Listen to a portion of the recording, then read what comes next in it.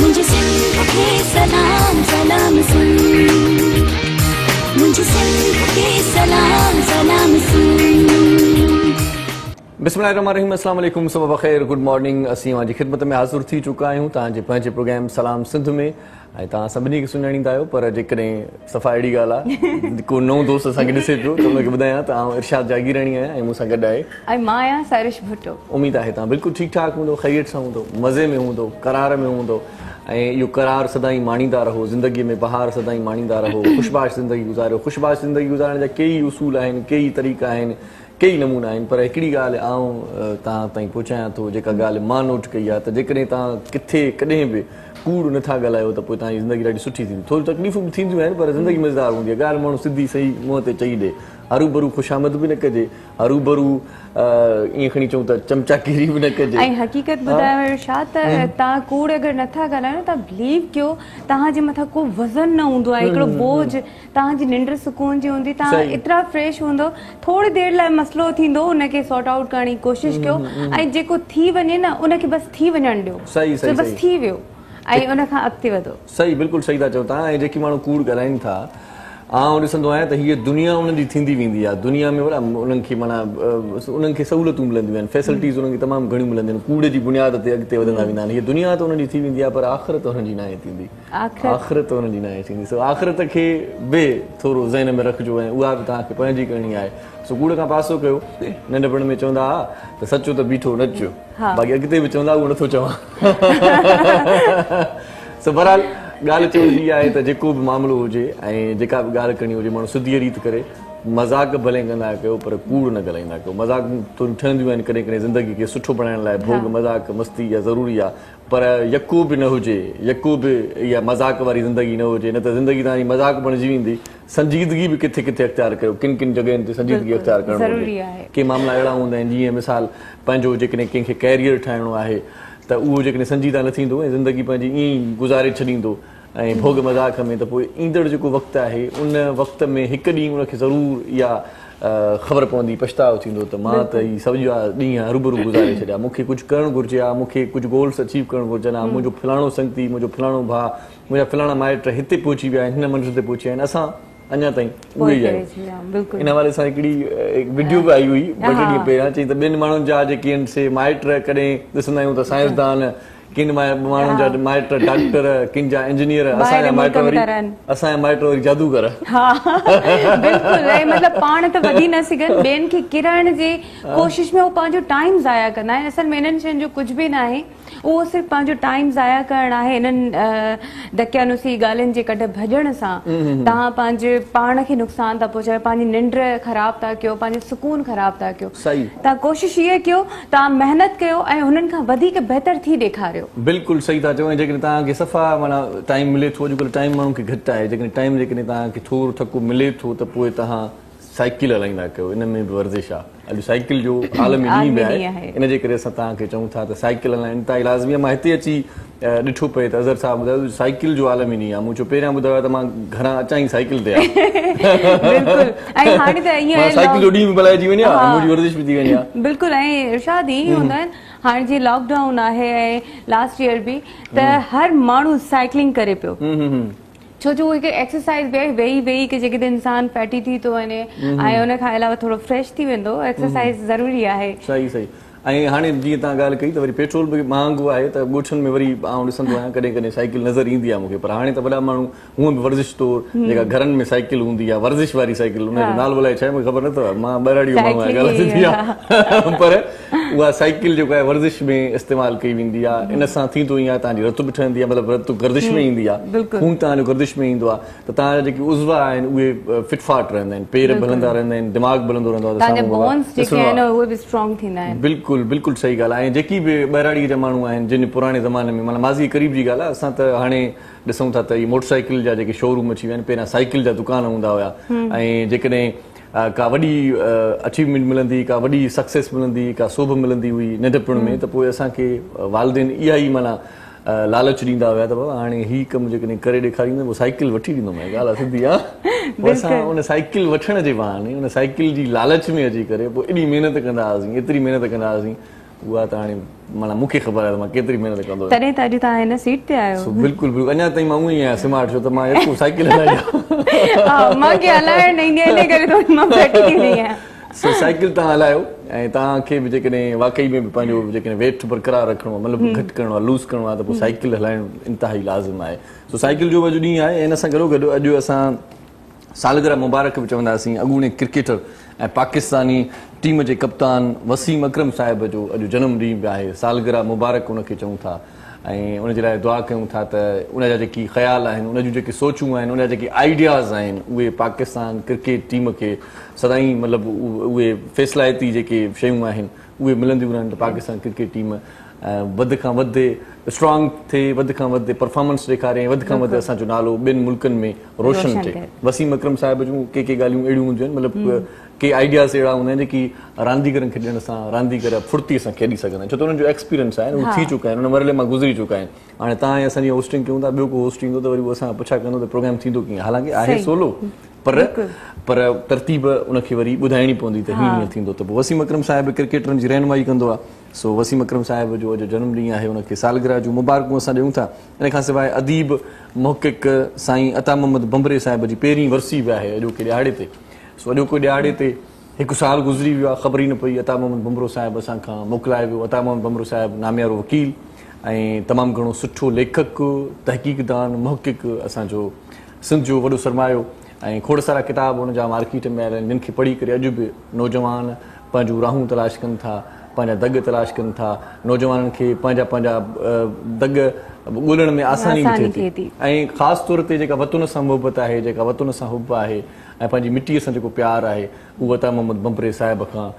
पोइ त दंग आहे न। हुनजी मुहबत पंहिंजी मिटीअ सां, पंहिंजी धरतीअ सां, उहा तव्हां यको सोशल मीडिया ते बि ॾिठी पए। ऐं जॾहिं पाण लाॾणो कयूं त हिकिड़ी वसियत बि कयाऊं ऐं उहा वसियत बि सोशल मीडिया ते तमामु घणी वायरल थी हुई। ऐं उन वसियत ते पाण हिन वक़्तु त नथा ॻाल्हाए सघूं, पर मिटी ऐं धरतीअ जी मुहबत में माण्हू कॾहिं कॾहिं अहिड़ियूं शयूं बि ॿुधाईंदो आहे, अहिड़ियूं शयूं बि कंदो आहे जंहिंसां हिकिड़ी उनसियत पैदा थींदी आहे, उत्साह थींदो आहे, दिलि लॻी थींदी आहे असांखे पंहिंजे वतन सां त काश असांजो वतन, असांजी मिटी, उनजे लाइ पाण बि को ख़ासो किरदारु अदा करे सघूं। पाण ईअं न जीऊं जीअं ॿिया माण्हू जीअनि था, पाण ईअं न जीऊं त वञण खां पोइ असांखे को सारे न, असांजे लाइ को लुड़क हारे न, असांखे को पुकारे न। ईअं ज़िंदगी गुज़ारियो, मज़ेवार ज़िंदगी गुज़ारियो ऐं बहितरीनु ज़िंदगी गुज़ारियो त जीअं तव्हांखे वञण खां पोइ तव्हांजी छॾियल कम खे, तव्हांजे छॾियल मिशन खे बि को अॻिते वठी अचे ऐं तव्हांजे नाले ते, तव्हांजे नाले या तव्हांजे कम खां एतिरो माण्हू मुतासिर थिए जो उनखे बाक़ाइदा तव्हांजो छॾियल जेको कमु आहे, उहो अणपूरो जेको कमु आहे, उनखे पूरे करण जी भरपूर कोशिशि कई वञे। बिल्कुलु, नालो तव्हांजो तारीख़ में लिखियो वञे, बसि जॾहिं बि तव्हांखे यादि कयो वञे त तव्हांजे कमनि जे हिसाब सां, तव्हांजी सोचुनि जे हिसाब सां तव्हांखे यादि कयो वञे। बिल्कुलु। सो यादगिरी बि इंतिहाई लाज़मी आहे। असां जिन मोज़िज़ शख़्सियतुनि जी, वॾियुनि शख़्सियतुनि जी ॻाल्हि हूंदी आहे, उनजो जनम ॾींहुं हूंदो आहे या वरसी हूंदी आहे, त असां उनखे सारींदा ज़रूरु आहियूं। हाफ़िज़ो असांजो एतिरो आहे ऐं हाफ़िज़ो जेके न बि आहे त पोइ अॼुकल्ह चाचे गूगल बि इलाही कमु आसान करे छॾिया आहिनि, फेसबुक बि कमु आसान करे छॾिया आहिनि, कंहिंजी बर्थडे आहे त पोइ ॿुधाए छॾींदा आहिनि। पर असां वरी बि कोशिशि कंदा आहियूं त जेकी असांजे प्रोग्राम में मुख़्तलिफ़ जेकी शख़्सियतूं ईंदियूं आहिनि, उन्हनि सां तव्हांजी कचहरी करायूं ऐं उहे शख़्सियतूं जेकी असांखां परे थी वियूं आहिनि, असांखे छॾे वियूं आहिनि, उन्हनि जो तारीफ़ बि थोरो थोरो तव्हां सां कराईंदा हलूं। छो त जेको असांजो नौजवान नस्ल आहे, ख़ासि तौर ते उहे जेको किताबनि खां परे आहिनि, जिन खे ख़बर न आहे, जिन खे तहक़ीक़, तारीख़, इल्मु, अदब, सक़ाफ़त जे रंगनि सां को चाह न रहियो आहे, उन्हनि खे वरी असां मोटाए अचूं ऐं इल्मु, अदब, ॾाहप जे रंगनि सां सरशार कयूं। इहो असांजो हिकिड़ो मिशन बि आहे। हिन प्रोग्राम जी असांजी ॻाल्हि बि अहिड़ी हूंदी आहे जो असां पंहिंजे प्रोग्राम में मुख़्तलिफ़ रंग खणी ईंदा आहियूं। सो अॼु बि असां मुख़्तलिफ़ मौज़ूअनि ते ॻाल्हाईंदासीं। ख़ासि तौर ते अॼुकल्ह इलाही माण्हुनि जो दिमाग़ बि ख़राबु थी वियो आहे,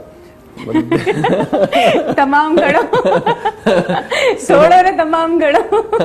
सो तव्हां जेकॾहिं किथे ॿुधो त मां अॻे भेरे बि इहा ई ॻाल्हि कई हुई। छो त अॼु बि अहिड़े क़िस्म जे मौज़ू ते ॻाल्हाईंदासीं। सो अॼु या पाण कॾहिं कॾहिं चवंदा तव्हां हाणे दिमाग़ में हवा भरियल आहे। सो हवा जो इलाज करणो आहे, तव्हांजे दिमाग़ में हवा कढणी आहे। बिल्कुलु बिल्कुलु। ऐं दिमाग़ में वरी चवंदा आहिनि वरी कॾहिं कॾहिं पाक उॾींदा आहिनि भूसा भर गया इसके। सो इहो छो, छाजे करे इहे पाक आहिनि, छो आहिनि, दिमाग़ जूं बीमारियूं कहिड़ियूं आहिनि, हक़ीक़त में सीरियस अंदाज़ में बि थोरो ॻाल्हायूं, भोग मज़ाक पंहिंजी जॻह ते, पर दिमाग़ जूं इलाही बीमारियूं बि आहिनि। कॾहिं कॾहिं पाण ईअं ज़िंदगी गुज़ारींदा रहंदा आहियूं, घुमंदा फिरंदा रहंदा आहियूं, पर हक़ीक़त में जेकॾहिं पाण कंहिं मुआलिज सां, कंहिं डॉक्टर सां मशवरो कंदासीं त पाण खे इलाही प्रॉब्लम्स आहिनि जेकी तव्हां ॾिसंदा आहियो। कॾहिं कॾहिं के माण्हू वेठे वेठे वरी मूड में हूंदा आहिनि कॾहिं कॾहिं वरी कावड़जी बि दिमाग़ त ठीकु आहे करे पियो आहियां भला इहो छो थी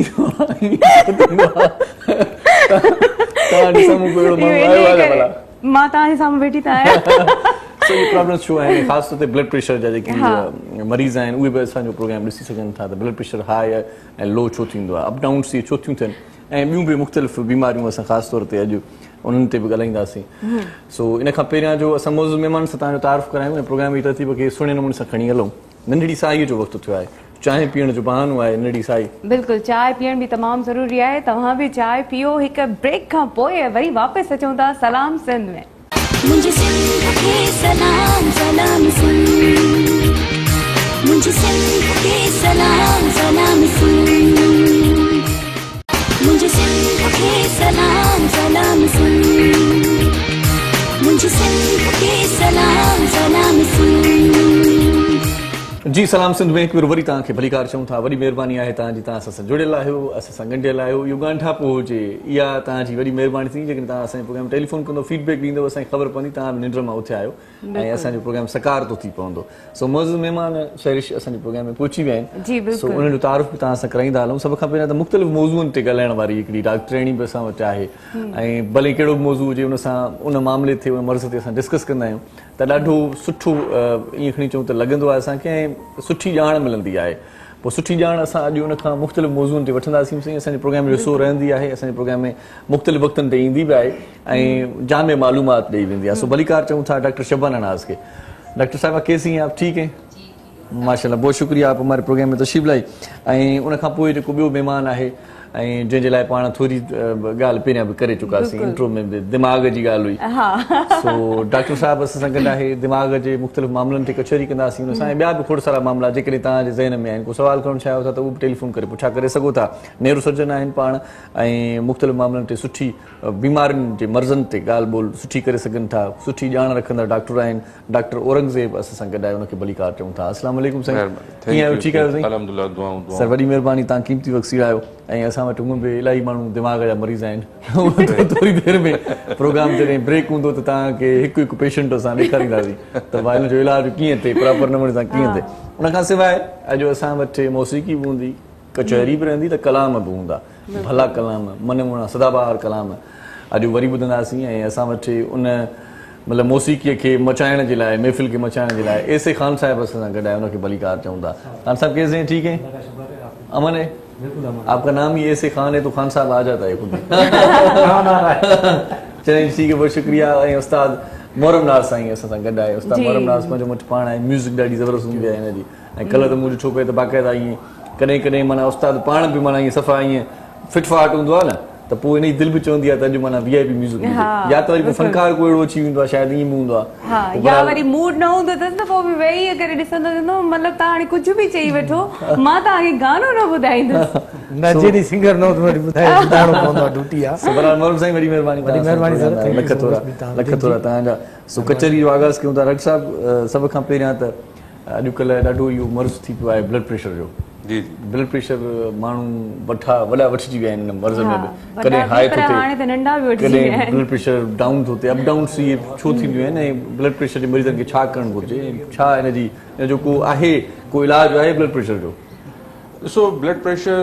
वाकई अॼुकल्ह तमामु घणो कॉमन थी वियो आहे ऐं पहिरीं त ओल्ड एज बीमारी हूंदी अब 50 हिनखे कंसिडर कंदा हुआ 60s में थींदो हो ऐं पर हाणे तव्हां ॾिसो त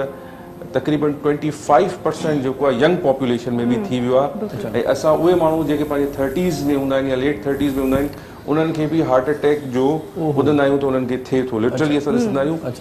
ॿी जेका सिग्निफिकेंस ॻाल्हि हिन में इहा आहे त पहिरीं इहो थींदो बाबा 2 हार्ट अटैक थिया आहिनि हाणे इन जी का हुई न रही आहे केरु पहिरीं हार्ट अटैक में बि वञी सघे थो माना पहिरियां थोरो दौरो पवंदो त माना अलार्मिंग सूरत हूंदी त हाणे एहतियात कयो हाणे अचानक माना हाणे उन में थिए छा थो हिकिड़ो त तव्हां माशाल्लाह इंट्रोडक्शन में ॿुधायो असांजो पंहिंजो लाइफ स्टाइल जेको आहे उहो तमामु घणो चेंज थी वियो आहे टीवी खां पोइ ऐं जेके असां वटि एप्स अचनि थियूं उन खां पोइ एक्सरसाइज़ तमामु घटि थी वई आहे माण्हू जंक फूड तमामु घणो यूज़ था कनि त असांखे बर्गर्स खपनि ऐं फलां शयूं खपनि ऐं पिज़्ज़ा खपनि चलो उहे खाइण खां पोइ कुझु उन में एक्सरसाइज़ हुजे पर एक्सरसाइज़ सफ़ा न आहे उहो स्टाइल माण्हुनि पंहिंजो सफ़ा ख़तमु करे छॾियो आहे जंहिंजे करे थिए छा थो जो माण्हू जेको ब्लड आहे उन में विस्कोसिटी वधी थी वञे घाटाई जंहिंखे चइजे उहा वधी थी वञे ऐं उहो किथे न किथे वञी कोगुलेशन करे थो त इन खां बचण लाइ हिकिड़ो त खाइण पीअण सुठो हुजे ऐं ॿियो लाइफ स्टाइल सही रखिजे थर्ड जेको अॼुकल्ह जे हिसाब सां यंग पॉपुलेशन में असां वटि इशू आहे दैट इज़ स्ट्रेस अॻ खां अॻिते थियण जी कोशिश बहितर खां बहितर थियण जी कोशिश ऐं ॿिए खे डाउन करण जी बसि इहा शइ जेका आहे न इंसान खे उहो वधि खां वधि स्ट्रेस थिए थी ऐं न सिर्फ़ु दिलि जा मसइला दिमाग़ी मसइला ऐं वक़्त खां पहिरीं माण्हू इलाही शयुनि में डाउन थी थो वञे सही सही सही माना इहो ईअं कजे त वर्जिश बि हल्की फुल्की कजे बिल्कुलु खाद खुराक जेका पाण कयूं था निज निज कुझु शयूं जीअं असां पंहिंजी जेका इक्विपमेंट्स आहिनि एप्स आहिनि उन में अॻियां वधिया आहियूं त दुनिया जी ॿियुनि शयुनि में बि असांखे एक्सरसाइज़ में अॻियां वधणु खपे मसलन 10-12 सालनि में तव्हां ॾिसो था टीवी में केतिरो चेंज आयो आहे मोबाइल्स में केतिरो चेंज आयो आहे पर असां कॾहिं पंहिंजी वर्जिश जी तरफ़ न ॾिनो आहे ॾिसो योगा अची विया आहिनि पर कॾहिं असां उन तरफ़ ध्यानु न ॾिनो आहे तमामु ज़बरदस्त शइ आहे योगा फिजियोथेरेपी तमामु सुठी शइ आहे एक्सरसाइज़ ॿियो न त स्विमिंग बहितरीन एक्सरसाइज़ आहे बहितरीन ॾिसो न हाणे नथी मिली सघे हाणे जे कंहिंखे को स्विमिंग करे सघे थो को योगा करे सघे थो मिनिमम माण्हू खे न बि न अल्टरनेट डे ते 40 मिनट्स जी वॉक त करे ई करे असांजूं जेके औरतूं घरनि में थियूं उहे बि हाणे कमकार खां थोरी आजू थी वियूं आहिनि माना नयूं नयूं शयूं नयूं नयूं इजादात उन्हनि खे मसरूफ़ करे रखियो आहे मतिलबु हू हाणे पहिरियां जीअं कंहिं ज़माने में कपिड़ा बि धोइबा त पोइ पाण हथनि सां कपिड़ा धोईंदा हुआ हाणे वॉशिंग मशीन आहे या किचन में कमु करण लाइ चॉपर आहे काफ़ी कुक जेके माण्हू बीहारींदा आहिनि सरिश ॾिसंदोसि ॿेराड़ीअ में कपिड़ा धोइण जे लाइ साबुण जो पंहिंजो इस्तेमालु पर गॾो गॾु हिकिड़ी लठ बि हूंदी जेका कपिड़नि खे हणंदा कपिड़नि जे अलावा बि काफ़ी कमनि में इहा ॾाढी सुठी ॻाल्हि कई अच्छा हार्ट अटैक जी तव्हां ॻाल्हि कई ॿ भेरा ऐं हिकु भेरो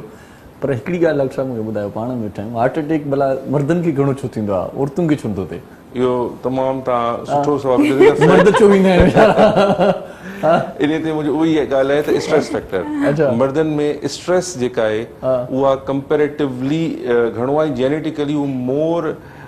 टुवर्ड्स द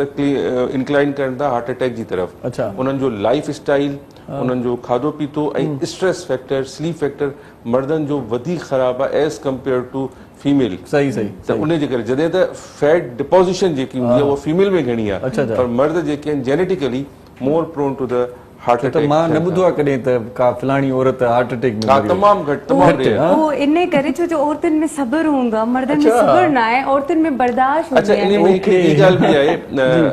तमामु सुठी हिननि ॻाल्हि कई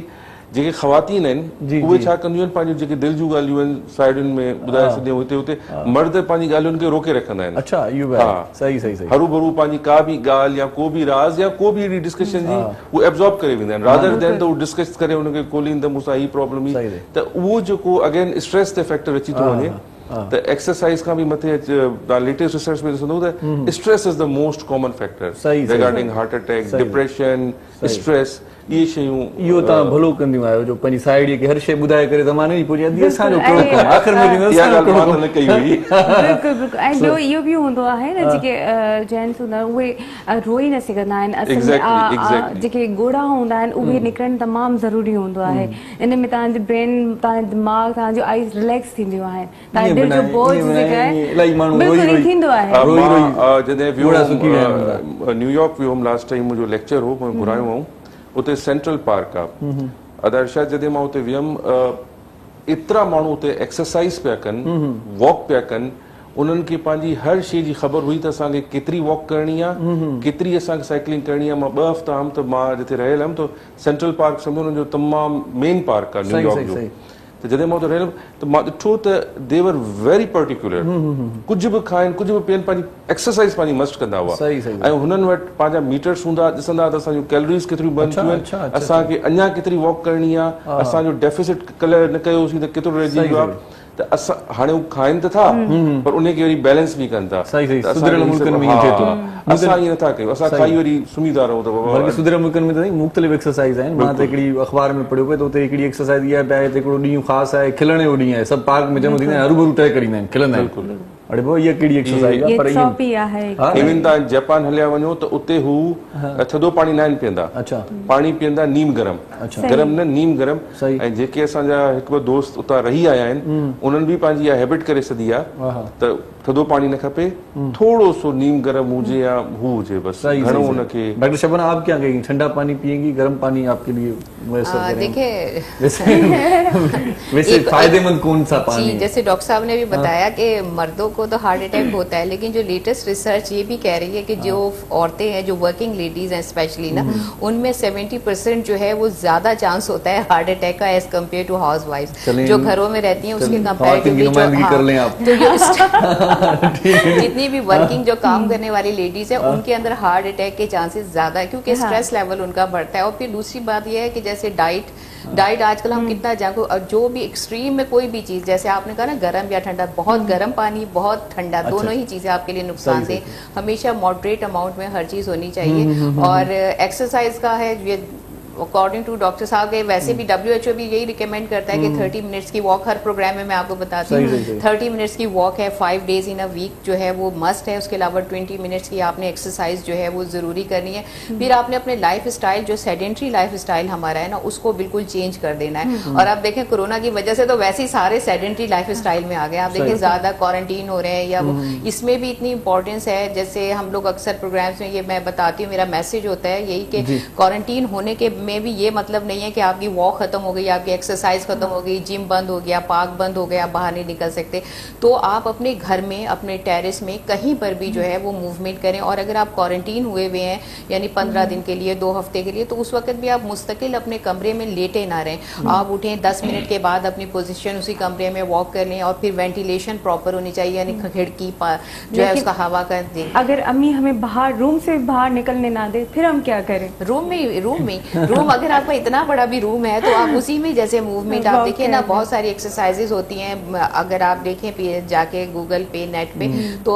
स्टैटिक जो है वो जॉगिंग है। उसके अलावा हम लोग जो अपनी एक्सरसाइजेस कराते हैं, जो पेशेंट मूव नहीं कर सकते, ओल्ड पेशेंट भी होते हैं, तो उनको चेयर पे बैठा के उनको ऐसे ना जॉगिंग करा रहे हैं, साइकिलिंग करा रहे हैं, वॉक करा रहे हैं। तो जो बीमार होते हैं उनको वैसे ही ऑलरेडी बूढ़े पेशेंट्स की जब हम मैनेजमेंट करते हैं तो उसमें भी हम इसी तरह करते हैं कि उनको चेयर पे, बेड पे ही एक्सरसाइजेस कराते हैं। तो जब आप क्वारंटीन हुए हैं तो उस वक्त भी आप अपने कमरे में चेयर पे बैठ गए, थोड़ी देर में बेड पे बैठ गए, तो उससे क्या है आपके मस्कुलर वीकनेस जो कंटिन्यूसली लेटने से है वो नहीं होगी। तो बस यही है। मतलब डॉक्टर साहब जो यू चवंदा ता कमरे में जने बैठा कमरे में बंद थियो तभी भी ता एक्सरसाइज करे सको। माने थोड़ी देर का पो अचूं ता सोफे ते बैठा हो, वरी अचूं ता वरी ॿिए में बैठा हर जगह की रिस्प्रे भी करो। आप जब आप मूव करते हैं ना तो आपकी फिजिकल एक्टिविटी से आपके जो है मेटाबॉलिक सिस्टम तेज होता है, आपकी हीट प्रोड्यूस होती है, जिसकी वजह से अब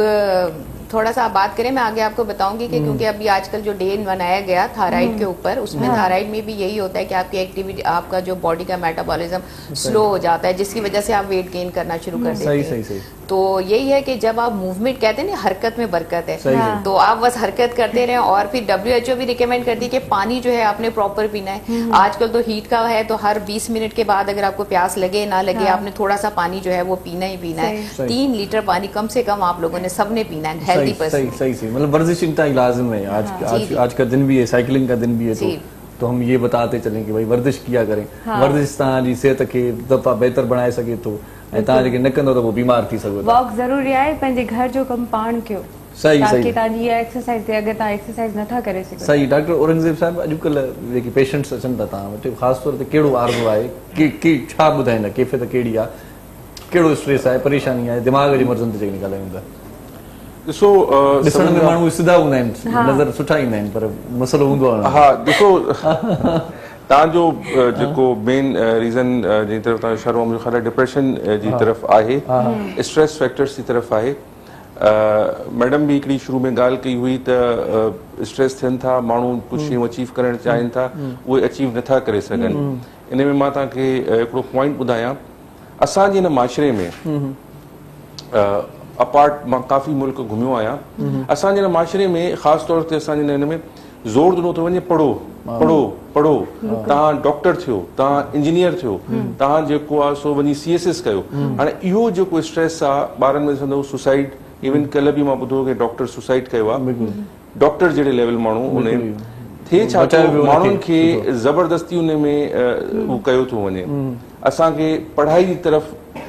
कयो थो वञे पर इहो नथो सेखारियो वञे त सेल्फ सफिशिएंट कीअं थी थिए इन जूं मां तव्हांखे 2 मिसालूं ॾींदुमि जॾहिं इहे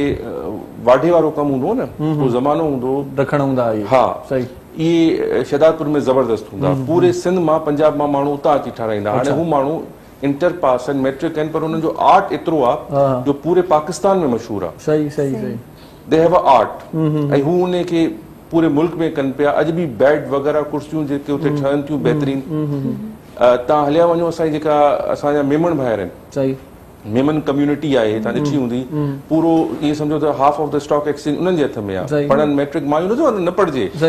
पर हुननि जो रुझान हूंदो आहे हाउ टू अर्न कारोबारी ज़हन नंढे हूंदे खां उन्हनि खे घर में इहो सेखारियो वेंदो आहे त बचत कीअं कजे पैसो कीअं कमाइजे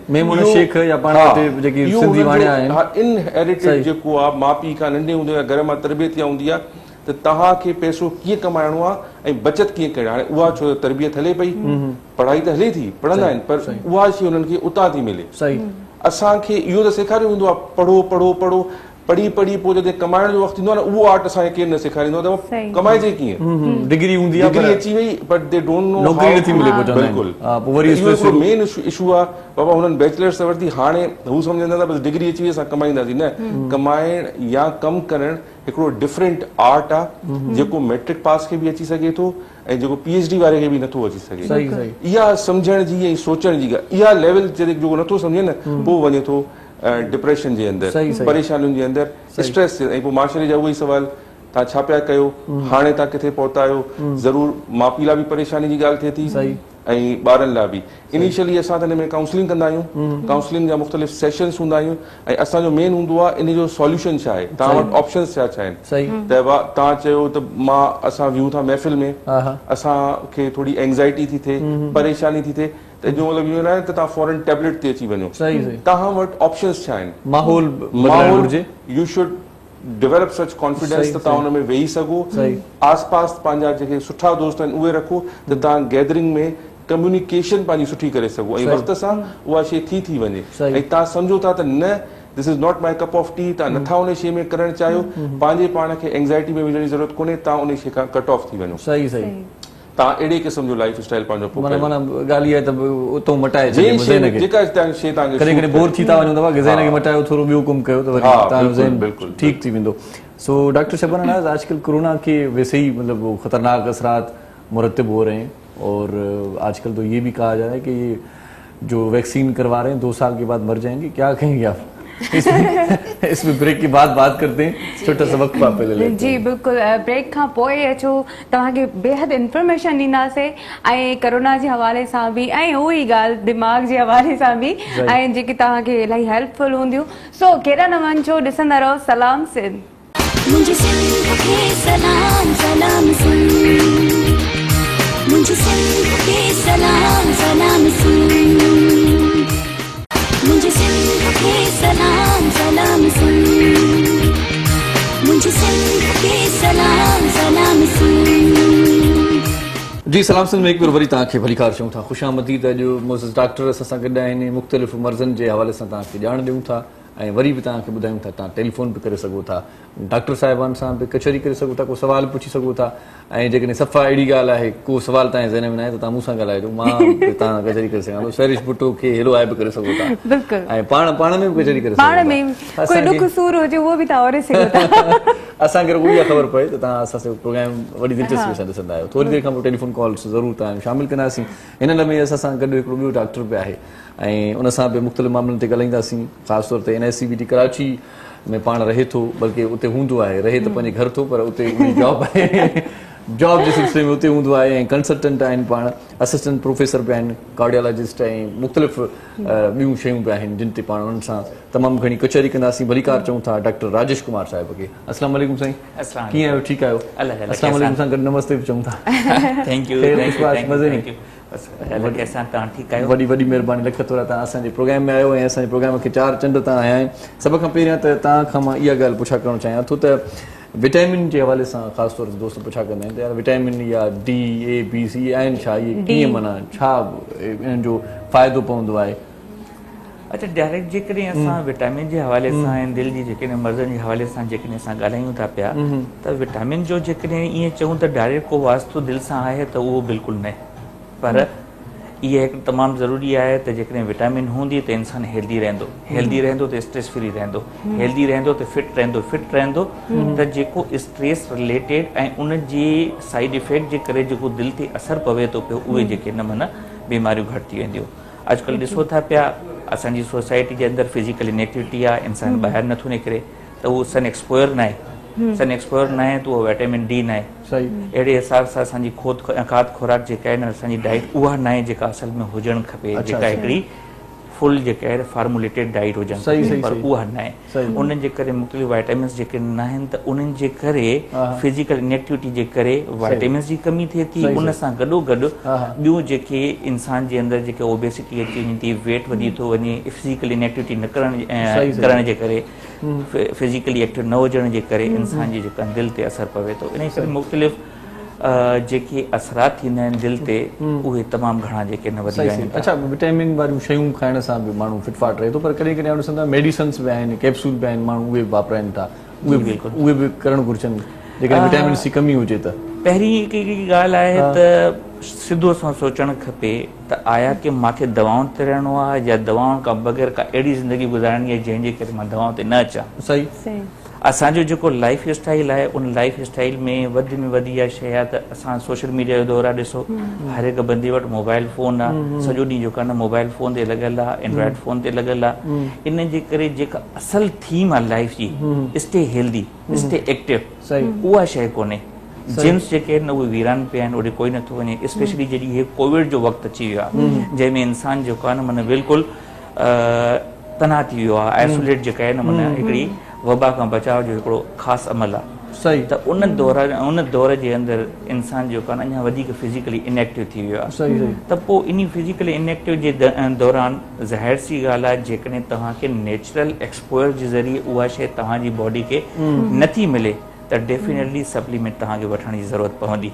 पर पहिरीं ॻाल्हि इहा आहे त जेतिरो थी सघे तव्हां फिज़िकली एक्टिव थियो, ॿाहिरि निकिरो, एक्टिव थियो, वॉक कयो, एक्सरसाइज कयो। इन सां तव्हांखे जेके आहिनि उहा नेचुरल सप्लीमेंट मिलंदी। पर जेके नथी मिले त डेफिनेटली बॉडी जो बैलेंस मुस्तक़िम रखण जे लाइ इहो तमामु घणो ज़रूरी आहे त जीअं उहा ग़िज़ा जी जेका डेफिशिएंसी आहे उहा पूरी करण लाइ supplement either in the form of diet और in the form of these capsules. सही। इन ते पाण अञा कचहरी कंदासीं, पहिरियों ॿुधाए बि चुका आहियूं वर्जिश त लाज़मी आहे। इन खां पहिरियां डॉक्टर औरंगज़ेब साहिब खां तव्हां को सवाल कयो, ॻाल्हि छॾी हुईसीं पाण ब्रेक ते वञण खां पहिरियां। डॉक्टर शबाना खां पुछा कंदासीं त ये जो वैक्सीन लग रही है आजकल कोरोना की, इसकी कितनी इकसाम आ गई, मतलब क्या कोई कह रहा है कि चाइना की वैक्सीन अच्छी है, कोई कह रहा है ये वैक्सीन लगवा दें, क्या थोड़ी सी मुझे बता दें कि कौन सी ठीक है? इस पे जो हमारे पाकिस्तान में अभी लग रही चार जो है वो टाइप्स हैं अवेलेबल हैं। एक दो तो चाइनीज वैक्सीन है, साइनोफार्म इसका सबसे पहले साइनोफार्म है, इसके 2 डोजेस हैं। और इसके बारे में ये रिसर्चर्स ये कहती हैं कि सबसे ज्यादा इफेक्टिव और बहुत ज्यादा बेस्ट है। ये 2 एज ग्रुप पे इनकी रिसर्च हुई थी और तकरीबन इसकी जो एफिकेसी है जो मतलब जरासीम के खिलाफ जो कोरोना वायरस को ये है 79 to 80 % जो है ये इसकी ये रोक सकता है कोरोना वायरस को। और तकरीबन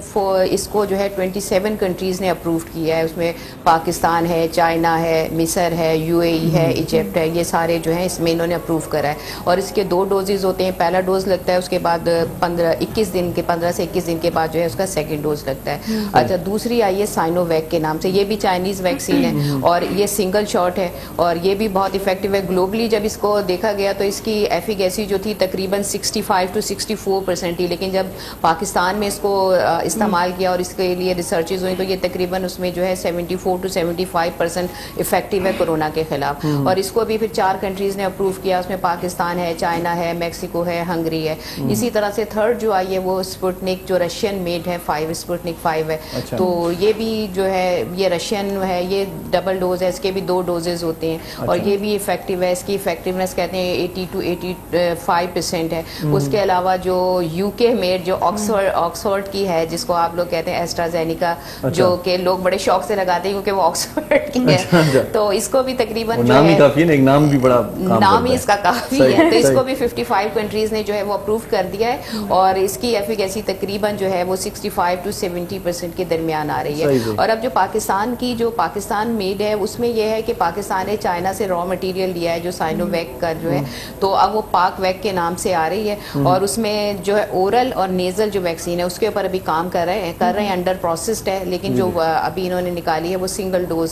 जो है अब लॉन्च करें, आज या कल में हो जाएगी इंशाल्लाह ताला। अच्छा, सही। तो अब ये है कि मैंने इनके साथ साथ इसकी इफेक्टिवनेस ही बता दी। और जहाँ तक कॉन्ट्रोवर्सीज हैं कि ये प्रॉब्लम हो रहा है, कौन सी इफेक्टिव है, अभी देखिए किसी भी वैक्सीन के बारे में प्रॉपर नहीं कहा जा सकता क्योंकि ये बहुत शॉर्ट टाइम में आई है और फिर इसके ऊपर मुस्तकिल जो है वो रिसर्चेज हो रही हैं इसके बारे में कि कितने अरसे तक रहेगी। तो बस लोगों में बड़ा डर भी है कि फेक न्यूज जो चल रही है ना आजकल सोशल मीडिया की, भाई ये होता है वो होता है कि मर जाएंगे, और जो फेक न्यूज फैला रहे होते हैं वो सबसे पहले खुद लगवा के बैठे होते हैं, आपको ये भी पता है। ये सिर्फ दूसरों को डराने के लिए। आप जाके वैक्सीनेशन सेंटर्स पे देखें कितना रश है हमारे। आजकल तो वैक्सीन करवाने के बाद बल्ब भी जल रहा है यहाँ से। बड़ी वो मिट्स आ गई ना, तो आपने जला के देखा? नहीं, मैंने करवाई नहीं है वैक्सीन अभी तक। नहीं, ये सिर्फ कंट्रोवर्सीज है। ऐसा ना हो कि मैं खुद जल जाऊं। नहीं, हमने तो दोनों डोज कराए, बल्कि सभी ने कराया, हमें तो ना बल्ब जला ना कुछ, ना मैग्नेट चिपका, कुछ भी नहीं। ये सिर्फ जो है वो हमारे यहाँ, आपको पता है नेगेटिव लोग भी हैं जो किसी भी प्रोजेक्ट को नीचे लेट डाउन करने के लिए करते हैं, ऐसा कुछ भी नहीं है। सही। सो डॉक्टर औरंगज़ेब साहब तार दिमाग ठीक है, भले सवाल कयो। थोड़ो तरी मुके चवंदी ऑफ स्क्रीन भी मुके डॉक्टर साहब सां मिलणो पवंदो। सही। डॉक्टर साहब तव्हां खां मुके हिकिड़ो इहो सवाल पुछणो आहे त ब्लड प्रेशर सां दिमाग ते कहिड़ा असर पवनि था? अच्छा, हाणे ब्लड प्रेशर जेको आहे बेसिकली हिनखे चवंदा आहिनि साइलेंट किलर, या इहो थी वियो डायबिटीज़ थी वियो। काफ़ी माण्हुनि खे काफ़ी अरसे ताईं त ख़बर ई न हूंदी आहे त असांखे ब्लड प्रेशर आहे, अनटिल एंड अनलेस हू वञी चेक कराइनि, या हू त चवंदा हुआ असां नॉर्मल आहियूं, पोइ प्रेज़ेंट कंदा आहिनि या त कंहिं कार्डियक डिज़ीज़ सां जंहिंते डॉक्टर साहब ॻाल्हाईंदो, या ब्रेन जे कंहिं हवाले सां। हाणे ब्रेन में कीअं थिए छा थो, एथरोस्क्लेरोसिस थियनि था, मथे दिमाग़ में प्लग्स वञनि था, ऐं उन्हनि खे ॿिनि क़िस्मनि जा अटैक पइजी सघनि था। इस्कीमिक मतिलबु खून जी सप्लाई बंदि थी वई, या उते थी थो वञे हेमरेज, जंहिंजे करे पोइ सर्जरी ज़रूरत थी पए। सही, ठीकु आहे। त इनिशियली फेस में छा थो थिए, पेशेंट खे जीअं ई अहिड़े क़िस्म जो अटैक थियो, या त हुनखे हथ में पेन फील थींदो, सुनपनो महसूसु थींदो, पेर में महसूसु थींदो, ॻाल्हाइण में डिफिकल्टी थींदी, या जंहिंखे चवंदा आहिनि त लकवो थी वियो, मुंहुं टेढ़ो थियणु शुरू थी वेंदो आहे। अहिड़े अच्छा थी सघे थो इहो फॉर शॉर्ट ड्यूरेशन हुजे, जंहिंखे चवंदा आहिनि ट्रांज़िएंट पीरियड, कुझु टाइम जे लाइ, कलाक ॿ कलाक, पोइ सही थी वेंदो, उहो चवंदो कुझु न हो, बसि शायदि मूंखे ईअं ई टेंशन खणी वरितो हीअं, पर इट्स नॉट लाइक दैट। जॾहिं बि अहिड़े क़िस्म जी का शइ थिए, पोइ फौरन कार्डियोलॉजिस्ट खे कंसल्ट करे, त आया ही छो थियो आहे, कि डॉक्टर खे कंसल्ट करे त इहे सिम्टम्स मूं में छो आया, छो त इहे हिकिड़ो ॿ दफ़ो पवण खां पोइ सडनली हुननि जो ब्लड प्रेशर शूट थींदो आहे। अच्छा। सेकेंड, डॉक्टर वटि वेंदा, ब्लड प्रेशर जी दवा वरितऊं, हाणे ब्लड प्रेशर वधियल आहे 150 बाय समथिंग या 140, मेडिकेशन खां पोइ छा थींदो, ब्लड प्रेशर नॉर्मल थी वेंदो। हफ़्तो खाधऊं या 2 हफ़्ता, हाणे त चेक कयो बीपी त मुंहिंजो नॉर्मल आहे, वाह ब्लड प्रेशर मुंहिंजो नॉर्मल आहे, उन्हनि दवा छॾे ॾिनी विदाउट रिकमेंडेशन ऑफ डॉक्टर। जॾहिं त दवा सॼी ज़िंदगी वठणी आहे ब्लड प्रेशर जी। इहा शइ बि माण्हुनि खे कोन वणंदी आहे, सॼी ज़िंदगी वठंदासीं दवा, त छो त दिस इज़ अ एडजस्टमेंट, तव्हांखे पंहिंजो लाइफ स्टाइल मॉडिफाई करणो आहे। मुख़्तलिफ़ पॉइंट्स आहिनि हुन ते अचूं था, पर मॉडिफिकेशन में सभिनि खां पहिरीं इहो ई आहे त तव्हांखे टैबलेट वठणी आहे। अच्छा, हाणे असांजो बीपी नॉर्मल आहे, हू दवा छॾे था ॾियनि, छॾे ॾियण जे करे ब्रेन में चाहे जो वेसल जूं साइज़ वधी थी वञे,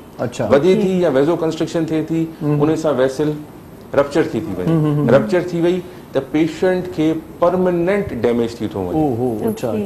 अक्सर उहे ईंदा आहिनि, डॉक्टर साहब वटि ईंदा हूंदा NICVD में, ही ॾिसंदा हूंदा पेशेंट आहे बेहोश आहे, हथ कमु न पियो करे, पेर न पियो करे, ॻाल्हाइण न पियो करे, सीटी कराईंदा फौरन ॿिए कंहिं हॉस्पिटल रेफर कंदा जिते ब्रेन जी उहा ट्रीटमेंट थी सघे। हाणे ब्रेन जो सिस्टम इहो आहे जो जेको बि डैमेज थिए थो दैट इज़ परमानेंट। अच्छा, इन में इनिशियल इंजेक्शंस ईंदा आहिनि जेके लॻाया वेंदा आहिनि इनखे क्लॉट खे भञण जे लाइ, थ्रोम्बेक्टमी थी वेंदी आहे, मुख़्तलिफ़ कंपनी तरफ़ां ईंदियूं आहिनि दवाऊं, पर उहो विदिन 8 आवर्स तव्हां करे सघो था, हुन में फ़ाइदो आहे। पर अगेन असां वटि पाकिस्तान में पेशेंट एतिरो जल्दी असां वटि ईंदो ई न आहे जो असां अहिड़े क़िस्म चाचे खे फोन करे पुछूं, चाचो फोन खणे उहो इजाज़त ॾे त पोइ अहिड़नि मर्ज़नि ते मां ॾिसंदो आहियां ब्लड प्रेशर जी पाण ज़िक्र कयूं था, जेकॾहिं कंहिंखे का टिकी सुठो असर करे थी त ॿिए खे ॾिसो ॾींदो मां फलाणी टिकी खाईंदो आहियां, तूं बि इहा वठिजांइ। डॉक्टर जो कॾहिं बि कार्डियो जी मेडिकेशन जेका आहे, अच्छा जिनखे इहो ब्रेन जी इस्केमिक डिज़ीज़ थिए थी या हेमोरेजिक थिए थी त ऑलमोस्ट उहे ई मेडिकेशन आहिनि जेके कार्डियो में आहिनि। सही। अच्छा, जेके वरी कार्डियो जी दवा वठनि था 2-2 साल उहे दवा वठंदा आहिनि। ईअं न आहे, तव्हांखे कार्डियोलॉजिस्ट खे विज़िट करणो आहे, उन दवा में चेंजिंग ईंदी आहे। मूं वटि काफ़ी पेशेंट्स ईंदा आहिनि हेडेक सां गॾु, मथे सूर, बीपी चेक कयूं त सर असां त दवा वठूं पिया, कॾहिं वरिती, डॉक्टर साहब 2 साल थी विया आहिनि, असांजो बीपी त सही आहे, अगेंट साइलेंट किलर, असांजो बीपी त सर इहो ई आहे, असांखे त हुन पे बाबा तव्हांखे चेंज कराइणी आहे, तव्हांजी दवा मॉडिफाई थींदी। हुननि खे लॻंदो आहे डॉक्टर शायदि असांखे पंहिंजे पाण वटि घुराइण लाइ थो करे, पर प्रॉब्लम इहो आहे जो इहे असांजो इंटरनेशनल गाइडलाइंस आहिनि, ॿधियल आहियूं उन सां, असांखे उहे उन्हनि खे ॿुधाइणियूं पवंदियूं आहिनि। त एनी हाउ त पेशेंट जॾहिं बि अहिड़े क़िस्म जी सिचुएशन में हुजे, जॾहिं हुनखे अहिड़े क़िस्म जूं सिम्टम्स अचनि त फौरन पंहिंजो ॾेखारे ऐं जेके मेडिकेशन स्टार्ट करे उहे परमानेंट हूंदियूं आहिनि। उन सां गॾु लाइफ स्टाइल मॉडिफिकेशन हूंदी आहे, जंहिंमें लूण जो इस्तेमालु सफ़ा घटि, एक्सरसाइज तमामु जेतिरी करे सघे एटलीस्ट 40 मिनट्स अल्टरनेट डे ते करे सघे, खाइण पीअण जी पंहिंजी हैबिट्स खे कंट्रोल करे, त उन सां हू बहितरीन। सही सही जी जी।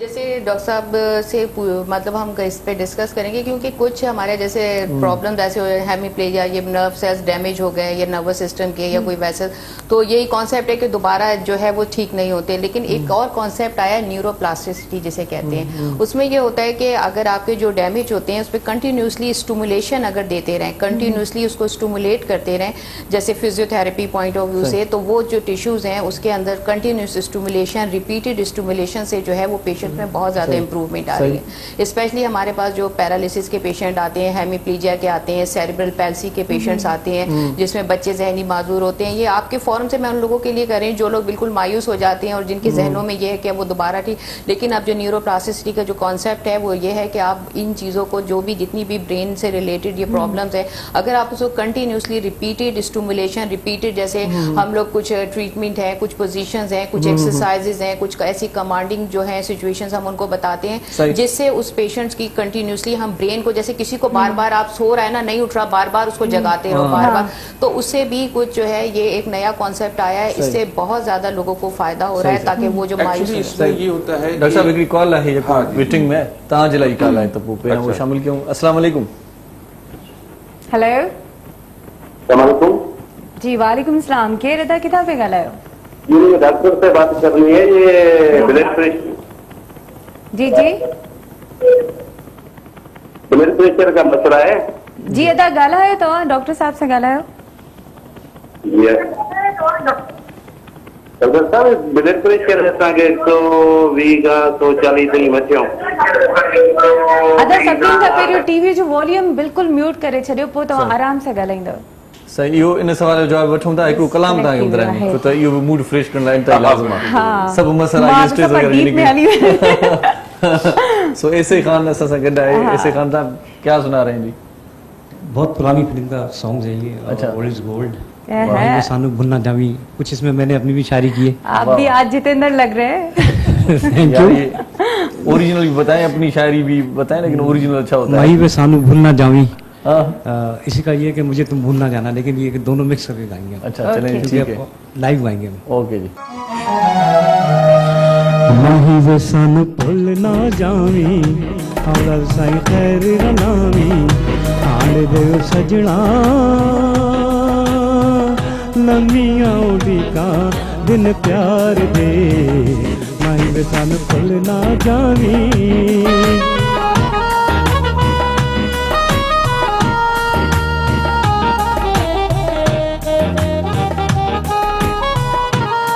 तोड़ के ना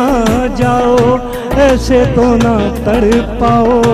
वादे न भुलाओ प्यार के। अख तू मिलाई किवे पै गई जुदाई जीवे, कमली दा दिल हलिया है, कमली दा दिल हलिया। मतलब कर छेती आवी दीवा पे सानू ना तड़ पावी, हार दे सजना लम्मियां ओदी का दिन प्यार दे, माही वे तन भुल ना जावी।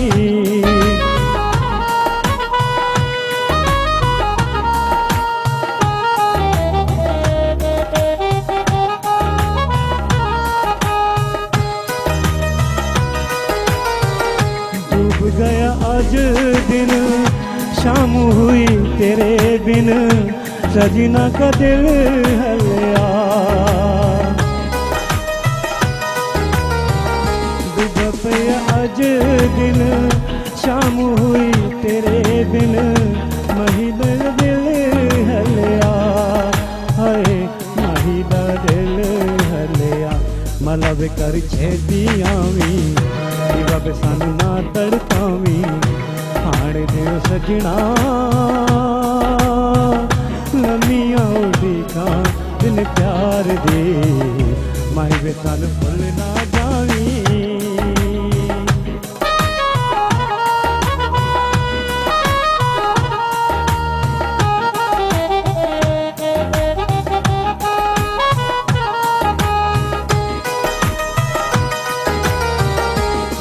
के न ऐसे जाओ, मुझको ना कर पाओ, वादे ना भुलाओ प्यार के। मुड़ के न देखे जाओ, वादे ना भुलाते जाओ, एक बार देख प्यार से है, एक बार देख प्यार से। मतलब कर छेती आवी दीवा पे सानू ना तड़ पावी, हाड़ दे सजना लम्मियां ओदी का दिन प्यार दे, माही में सन भुल ना जावी। माई ने साने भूल न जावे। उसमें समोतिया उर्दू पंजाबी भी सिंधी भी है, बात थी देखें माशाल्लाह। बात थी भूल न जावी त पोइ असां ब्रेक के कीअं विसारींदासीं? असां हाँ बिल्कुल ब्रेक हुआ भूलना नहीं है बिल्कुल। डॉक्टर साहब वारनि सां सभिनी सां कचहरी हले पई ऐं डॉक्टर साहब खां बि मूंखे हिकिड़ो सवाल पुछणो आहे, पर हिकु ब्रेक खां पोइ सो खेॾा न वञिजो, ॾिसंदा रहो सलाम सिंध। मुझे सिंध के सलाम सलाम सिंध, मुझे सिंध के सलाम सलाम सिंध,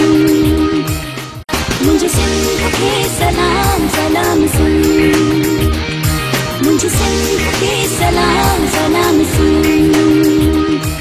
मलिकार चऊं था तव्हांखे ख़ुशामदीद, लख थोरा तव्हां असां सां गॾु आहियो ऐं गॾु ई रहंदासीं पाण सभई, छो त प्रोग्राम तव्हांजो आहे, असां तव्हांजा आहियूं ऐं तव्हां वरी असांजा आहियो। सिंध टीवी तव्हांजी आहे, सिंध धरती तव्हांजी आहे, हीअ मिटी ऐं मिटी जी हिफ़ाज़त करणी आहे ऐं छजून ते पाण खे धरणो भरणो आहे, इहा ॻाल्हि ज़हन में रखिजो। सो ॿियूं ॻाल्हियूं खोड़ सारियूं डॉक्टर साहिबान सां। बिल्कुलु डॉक्टर राजेश कुमार खां मूंखे हिकिड़ो सवाल पुछणो हुयो, मुंहिंजे ज़हन में थोरो ईअं आयो त अॼुकल्ह त हूअ गर्मी आहे, हर माण्हू अवॉइड थो करे ॿाहिरि निकिरण खां या छत ते वञी वेहण खां या ॿाहिरि अङण में वञी वेहण खां, छो जो उस तमामु घणी आहे। पर पोइ बि जेको आहे कुझु माण्हू अहिड़ा हूंदा आहिनि जेके चवंदा आहिनि त असां सन बाथ वठी वठूं या असां ॿाहिरि थोरो निकिरूं, त उस मां डॉक्टर साहब कहिड़ा कहिड़ा फ़ाइदा आहिनि, उन में कहिड़ा फ़ाइदा थो इंसानी जिस्म लाइ केतिरी फ़ाइदेमंद आहे? हा अच्छा, इंसानी बींग कार्डियोलॉजिस्ट जेके आहिनि न, उस जे हवाले सां जेकॾहिं असां ॾिसूं त जेकॾहिं असां विटामिन डी खे फोकस था कयूं त उस मां स्पेशली असांखे जेके आहिनि स्किन जे अंदरि जेका विटामिन डी हिकिड़ो मैकेनिज़म आहे, उन मैकेनिज़म जे तहत विटामिन डी जेका आहिनि ठहे थी। ऐं तव्हांखे अॻु में मां इन शइ जो जेको आहे ज़िक्र थियो त विटामिन डी जेका आहिनि बोन जी ग्रोथ जे लाइ ऐं बोन जी जेका उनखे स्ट्रॉन्ग बनाइण लाइ विटामिन डी तमामु घणी लाज़मी आहे। त जेकॾहिं विटामिन डी हूंदी त इंसान जेको आहे माना फिट रहंदो, तंदुरुस्त रहंदो, ऐं तंदुरुस्त रहंदो त जेकॾहिं उहो हेल्दी रहंदो त डेफिनेटली त उनजे जिस्म में उहा ताक़त हूंदी साइकोलॉजिकल प्लस फिजिकल फिटनेस में जेको उन्हनि जो वॾो किरदारु अदा थी सघे थो पियो। सही सही सही माना उस थोरी थकी वठिजे जी बिल्कुलु सिहत लाइ इंतहाई न इहो तमामु रिकमेंडेड आहे स्पेशली जेकॾहिं असां एक्सरसाइज़ लाइ चऊं था कंहिंखे असां एडवाइस कंदा आहियूं त बाबा फिज़िकली एक्टिव थियो एक्सरसाइज़ तमामु घणी लाज़मी आहे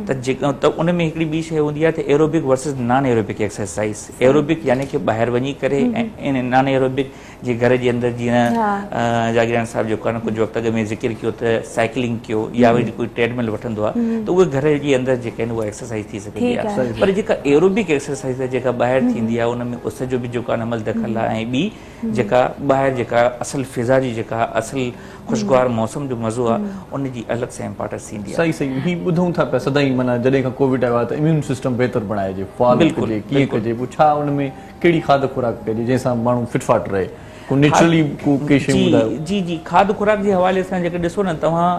असां जेको असल असांजो थीम आहे हाइपरटेंशन खे वठूं दिलि जी बीमारियुनि खे वठूं या जीअं डॉक्टर औरंगज़ेब साहिब जेकॾहिं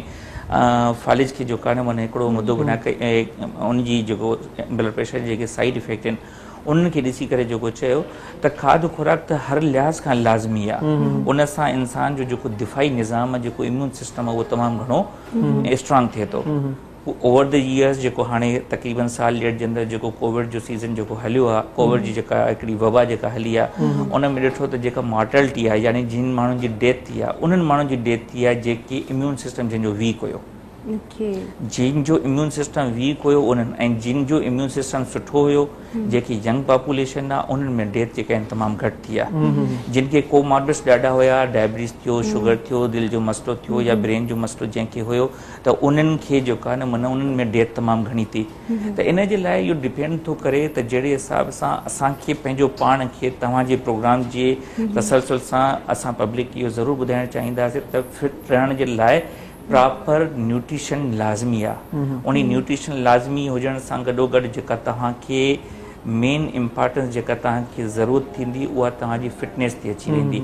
उन में वाइटामिन्स थींदा उन में मिनरल्स थींदा उन में तव्हांजी डाइट जेका अॼुकल्ह जी असांजी डाइट अची वई आहे बर्गर ते असांजी डाइट अची वई आहे जेका न माना फ्राइड आइटम्स ते पिज़्ज़ा ते आउटडोर जेके माना असांजी एक्टिविटीज़ थी वियूं आहिनि त उन्हनि शयुनि ते जेका आहे न पाबंदी लॻाए जेका असल जेका बैलेंस डाइट आहे जंहिंमें कार्बोहाइड्रेट फैट्स ऐं प्रोटीन जो बैलेंस हूंदो त उन जे करे जेकॾहिं उहो तव्हां तमामु हिकिड़ो कैलकुलेटेड अमाउंट सां खाईंदव त उन में तव्हांजी कुवते इफ़ादियत जंहिंखे जेको चइबो आहे इम्यून सिस्टम उहो जेको आहे तव्हांजो सही सही इन जे करे तव्हां इहे जंक फूड छॾियो ऐं ॻोठ में जॾहिं तव्हां वञो या ॻोठ वारो माण्हू अचे त उनखे हिदायत कयो त भाई हिन महिल कहिड़ो फ़सुलु तयारु आहे कहिड़ी शइ आहे ख़ासि तौर ते सब्ज़ी ताज़ी फलनि जो असां सिंधी माण्हू त ख़ासि तौर ते इन शइ खे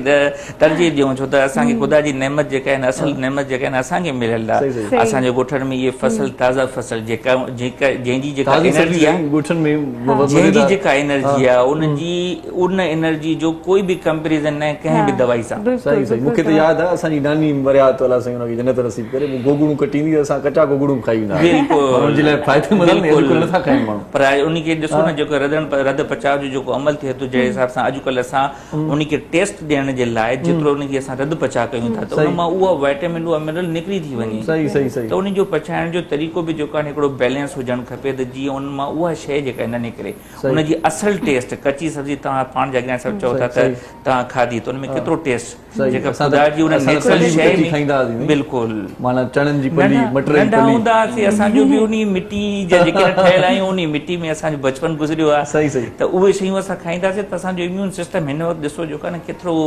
स्ट्रांग आहे बनस्बत की असांजी यंग जनरेशन जी जंहिंजो जेको हिन वक़्तु जेको प्रेज़ेंट आहे उहो बंदि हिकिड़ो फ्लैट्स में ऐं स्पेशली हिन कोविड जे वक़्त में गुज़रे थो पियो। सही सही डॉक्टर साहब आप क्या कहेंगे इस हवाले से क्योंकि ये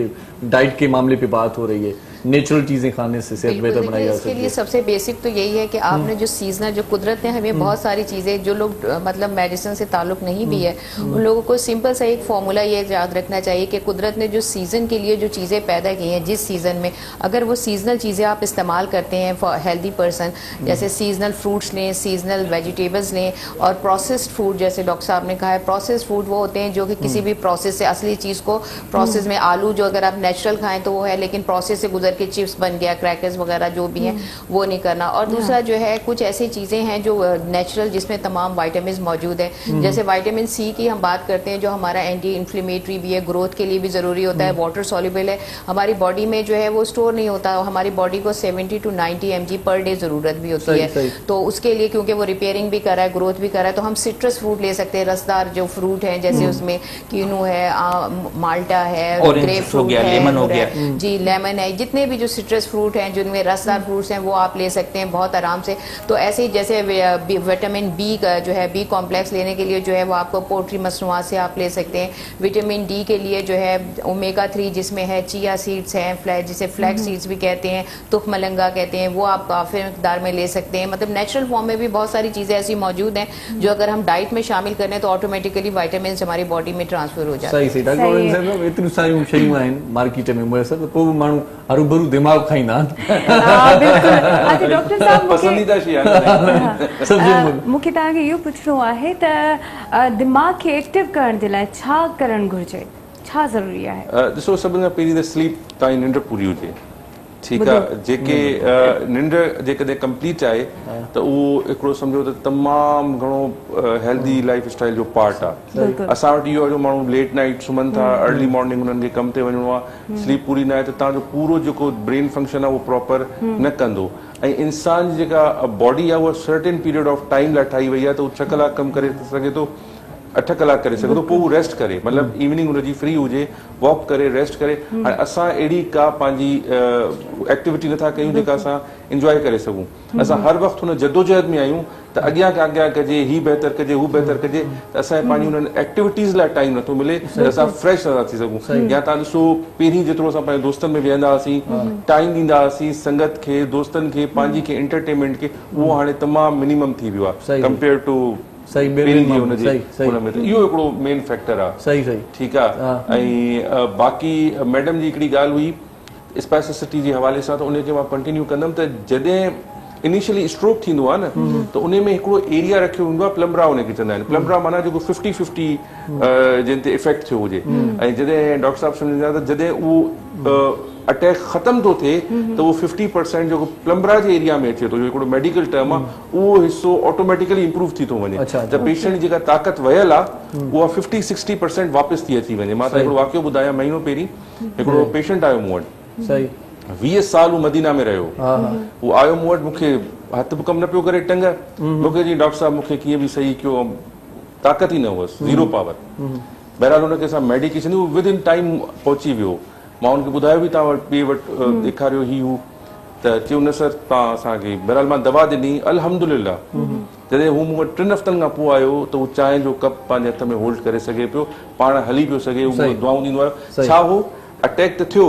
पर हू 50% हो, प्लम्बरा जे एरिया में हो, विच कैन बी इम्प्रूव्ड। उनखे मेडिकेशन बि ॾिनियूं हुयूं ऐं फिजियोथेरेपी बि उनजी कराई वई। ऐं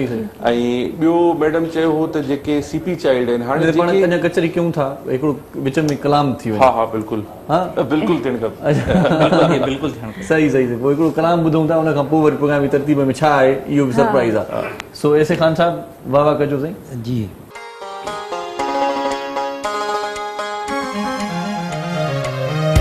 अकेले न जाना हमें छोड़ कर तुम, तुम्हारे बिना हम भला क्या जिएंगे। अकेले न जाना हमें छोड़ कर तुम, तुम्हारे बिना क्या जिएंगे। अकेले न जाना।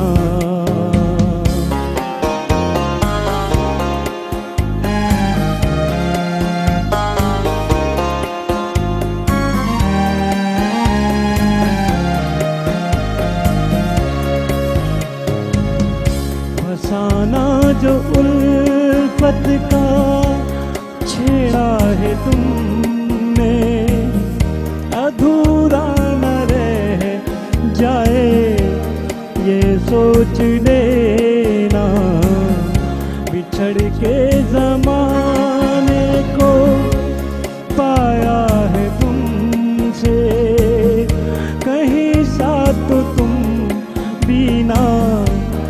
छोड़ देना,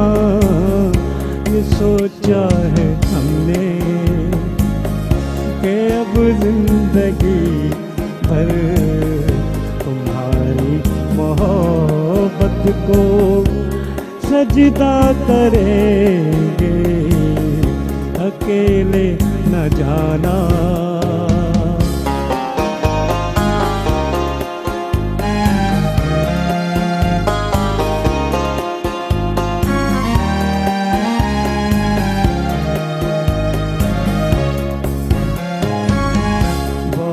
दुख दिए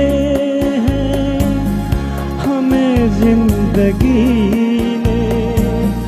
चलो आओ गम ना अब देते जाना, दिया हौसला तुमने जीने का हमको, कहीं साथ तुम भी ना अब छोड़ देना। दुख ये उदासी ये आंसू ये आहें, चलो आओ मिलके ये गम बांट देंगे, अकेले न जाना। वाह जी वाह, क्या अच्छा सुनाया आपने गाना अकेले न जाना। सर मोकलायूं सही न सही?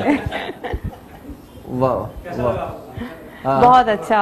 माशाल्लाह, जबरदस्त। सही सही। सो अकेले न जाना में छोड़कर सो असां हिते नड़ी साई वठूं था। डॉक्टर औरंग साहिब तां कचहरी कंदे ॾाढो मज़ो आयो, इलाही सवाल रहिजी विया, पर वक़्त जी नज़ाकत खे ॾिसंदे असां तव्हां गाना मोकिलायूं था ऐं अकेले न जाना तव्हां अकेले वञण न ॾींदासीं। डॉक्टर शबाना नाज़, आपका भी बहुत शुक्रिया, आप हमारे प्रोग्राम में तशरीफ लाई, थैंक यू सो मच। बहुत सारी अच्छी गुफ्तगू होती है आपके साथ, बहुत मजा आता है, सच्ची बात ये, बहुत सारी बात मतलब जानकारी में इजाफा होता है, नॉलेज के लिए। सो नड़ी साई वठूं था, ॿिया मोज़ महिमान असांखे जॉइन कंदा थोरी देर में, असां सां गॾु रहिजो, छा कजो पोइ ॾिसंदा जी हाँ बिल्कुल ॾिसंदा रहो सलाम सिंध। मुझे सिंध के सलाम सलाम सिंध, मुझे सिंध के सलाम सलाम सिंध, मुझे सिंध के सलाम सलाम सिंध,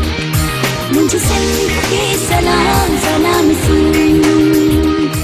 जी सलाम सिंध में एक भेरो वरी तव्हांखे भलीकार चऊं था, ख़ुशामदीद ऐं तव्हांजी वॾी महिरबानी, हिकु भेरो ॿीहर तव्हांजी महिरबानी वञणु घुरिजे, छो त नफ़्सा नफ़्सी जो दौरु आहे, टाइम इलाही शॉर्ट आहे, माण्हू वटि अहिड़े शॉर्ट टाइम में असांजो प्रोग्राम जेकॾहिं कोई ॾिसे थो त हुनजी महिरबानी वञणु घुरिजे, ऐं महिरबानी असां मञींदासीं उन्हनि मोज़ महिमाननि जी बि जेकी हिन वक़्तु असांखे हिन प्रोग्राम में जॉइन करे रहिया आहिनि। सभ खां पहिरियां आउं ज़िक्र कयां थो रोटरी जा असांजा दोस्त पहुता आहिनि, रोटरी ऑर्गेनाइज़ेशन, रोटरी छा कमु करे पई, रोटरी पोलियो जे लाइ छा कयो आहे, लाइब्रेरीज़ जे लाइ छा कयो आहे, शागिर्दनि जे लाइ छा कयो आहे, रोटरी जा हूअं कहिड़ा फ़ाइदा हूंदा आहिनि, छा हूंदी आहे रोटरी, इन वारे सां कचहरी कंदासीं। असां सां गॾु ॿ दोस्त आहिनि, सभ खां पहिरियां दानियाल मकानी साहिब खे असां भलीकार चऊं था, बहुत शुक्रिया जी आप हमारे प्रोग्राम में तशरीफ़ लाए, ऐं ॿियो नौजवान बि असां सां गॾु आहे ऐं उहो बि हिननि मौज़ूअनि ते असां सां कचहरी कंदो, मुमताज़ अली बुढ़ो साहिब, उनखे बि भलीकार चऊं था।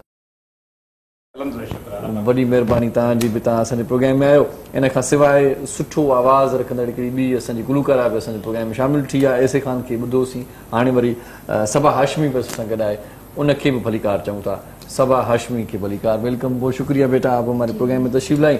सो सभ खां पहिरियां त मुमताज़ अली बुढ़ा साहिब, तव्हां ॿुधायो त ख़ासि तौर ते ला जा शागिर्द बि आहियो, ऐं छा पियो थिए शागिर्दनि जे लाइ, ऐं रोटरी में कहिड़ो किरदारु आहे तव्हांजो? बिस्मिल्लाहिर्रहमानिर्रहीम। पहिरियों त आउं पूरी सिंध टीवी जी सदा सलाम सिंध जे शुक्रगुज़ार आहियां जंहिं असांखे हिन प्रोग्राम में इनवाइट कयो। जेके बि असांजी पूरी सिंध में ॾिसंदड़ जेके बि आहिनि तोड़े परॾे में जेके असांखे ॾिसनि पिया, ऐं उन्हनि खे सलाम पंहिंजी तरफ़ां कयां थो। जेका ॻाल्हि रोटरी जे हवाले सां कंदो हलां त रोटरी हिकु इंटरनेशनल ऑर्गेनाइज़ेशन आहे जेका मुख़्तलिफ़ मुल्कनि में कमु करे थी, ऐं ईअं ई वरी असांजे पाकिस्तान में बि असांजी रोटरी हिकिड़ो डिस्ट्रिक्ट आहे जंहिंमें सिंध बलोचिस्तान अची वञे थो, हिकु डिस्ट्रिक्ट सिंध बलोचिस्तान अची वञे थो, ऐं ॿियो डिस्ट्रिक्ट असांजो वरी बलोचिस्तान पंजाब ऐं खैबर पख्तूनख्वा में थी वञे, त उन में मुख़्तलिफ़ असांजा कम थींदा रहंदा आहिनि। असांजो जेको मेन जेको असांजो कमु आहे जंहिं ते आउं थोरो ब्रीफ बि कंदो हलंदुसि असांजो पोलियो ते कमु हले पियो तव्हां ॾिसो त पूरी दुनिया में जेके पोलियो जा केसिस आहिनि ऐं पोलियो हिकु अहिड़ी बीमारी आहे जेका पूरी दुनिया में फैलियल आहे ऐं अल्हम्दुलिल्लाह पाकिस्तान में आजो न थियो ॿिया मुल्क इलाही थी विया अनफॉर्चुनेटली असांजो पाकिस्तान ऐं अफगानिस्तान इहे ॿ मुल्क जेके हिन वक़्त ताईं जेके असांजा उहे पोलियो खां फ्री थी न सघिया ऐं अल्हम्दुलिल्लाह पूरी दुनिया जेके मुल्क आहिनि पूरी दुनिया जा उहे हिन वक़्तु पोलियो फ्री थी चुका आहिनि ऐं with the support of the rotary and there government असांजी बि कोशिशि इहा हले थी त पाकिस्तान में जेके असांजा पोलियो केसिस आहिनि उहे बि असांजी माना ॾींहं राति असांजी इहा कोशिशि हूंदी आहे सिंध गवर्नमेंट सां पाकिस्तान गवर्नमेंट सां असांजा डेली बेसिस ते असांजा जेके प्रोजेक्ट्स अवेयरनेस सेशन्स जेके बि हूंदा आहिनि असां उन्हनि ते इहो कमु पोलियो ते कयूं पिया ऐं अल्हम्दुलिल्लाह मां तव्हांखे ॿुधाईंदो हलां त असांजा जेके प्रीवियस ईयर्स में जेके असांजा केसिस थिया हुया उहे 153 असांजा केसिस हुया ऐं इनशाला डे बाय डे असांजी केसिस में इंक्रीज़ जेको आहे डिक्रीज़ ईंदी वञे ऐं इनशाला हाणे हिन वक़्तु जेको असांजो हिन वीक में कोई बि अहिड़ो को केस ज़ाहिर न आहे थियो पोलियो जो इहा अल्हम्दुलिल्लाह असांजी माना कामयाबी आहे ऐं हिन साल जी आउं ॻाल्हि कंदो हलां त हिन साल में असांखे सिर्फ़ु ऐं सिर्फ़ु जेको ख़तरनाक जेको असांखे केस ज़ाहिर थियो उहो हिकिड़ो थियो आहे ऐं नॉर्मल जेके असांजा केसिस आहिनि उहे 6 केसिस आहिनि असांजी उन्हनि ते बि इनशाला कमु हले पियो उनजो सबबु मालूम कयो हूंदो उनजो न पीअण जो सबबु आहे हा उनजो सबबु हिकिड़ो न पीअण जो ऐं तव्हांखे मां ॿुधाईंदो हलां त असांजी टीम रोटरी जी टीम ऐं जेको गवर्नमेंट जेको असांजो सरकार करे पई उन सां गॾोगॾु जेके असांजा पोलियो वर्कर्स दर दर ते वञनि पिया पर तव्हांखे मां ॿुधाईंदो हलां त असांजे मुआशिरे में कुझु अहिड़ा माण्हू बि आहिनि कुझु अहिड़ी फैमिलीज़ बि आहिनि जेके असांजा 2 फुड़ा जेके आहिनि पोलियो जा उहे हिन वक़्तु ताईं उन्हनि खां माना अवॉइड पिया कनि ईअं चवनि पिया त इहे जेको 2 फुड़ा आहिनि जेके तव्हांजे पोलियो जा इहे ॿार जे लाइ ख़तरनाक आहिनि बल्कि उन्हनि खे इहा ख़बर न आहे त जेके इहे 2 फुड़ा जेके पोलियो जा आहिनि इहे फ़ाइदेमंद आहिनि ऐं पूरी दुनिया इनखे जेको आहे न इस्तेमालु कयो आहे असां मां पाण जेको मिसाल ॾियां मुंहिंजे ख्याल में तव्हां बि फुड़ा इहे पीता हूंदा असां पाणी पी करे असां वॾा थिया आहियूं हिन में कोई बि अहिड़ो जेको आहे न अहिड़ो नुक़सानु न आहे कुझु फैमिलीज़ अहिड़ियूं आहिनि जेके माना हिन खां इनकार कनि थियूं ऐं जेके बि असांजा चवनि पिया इहे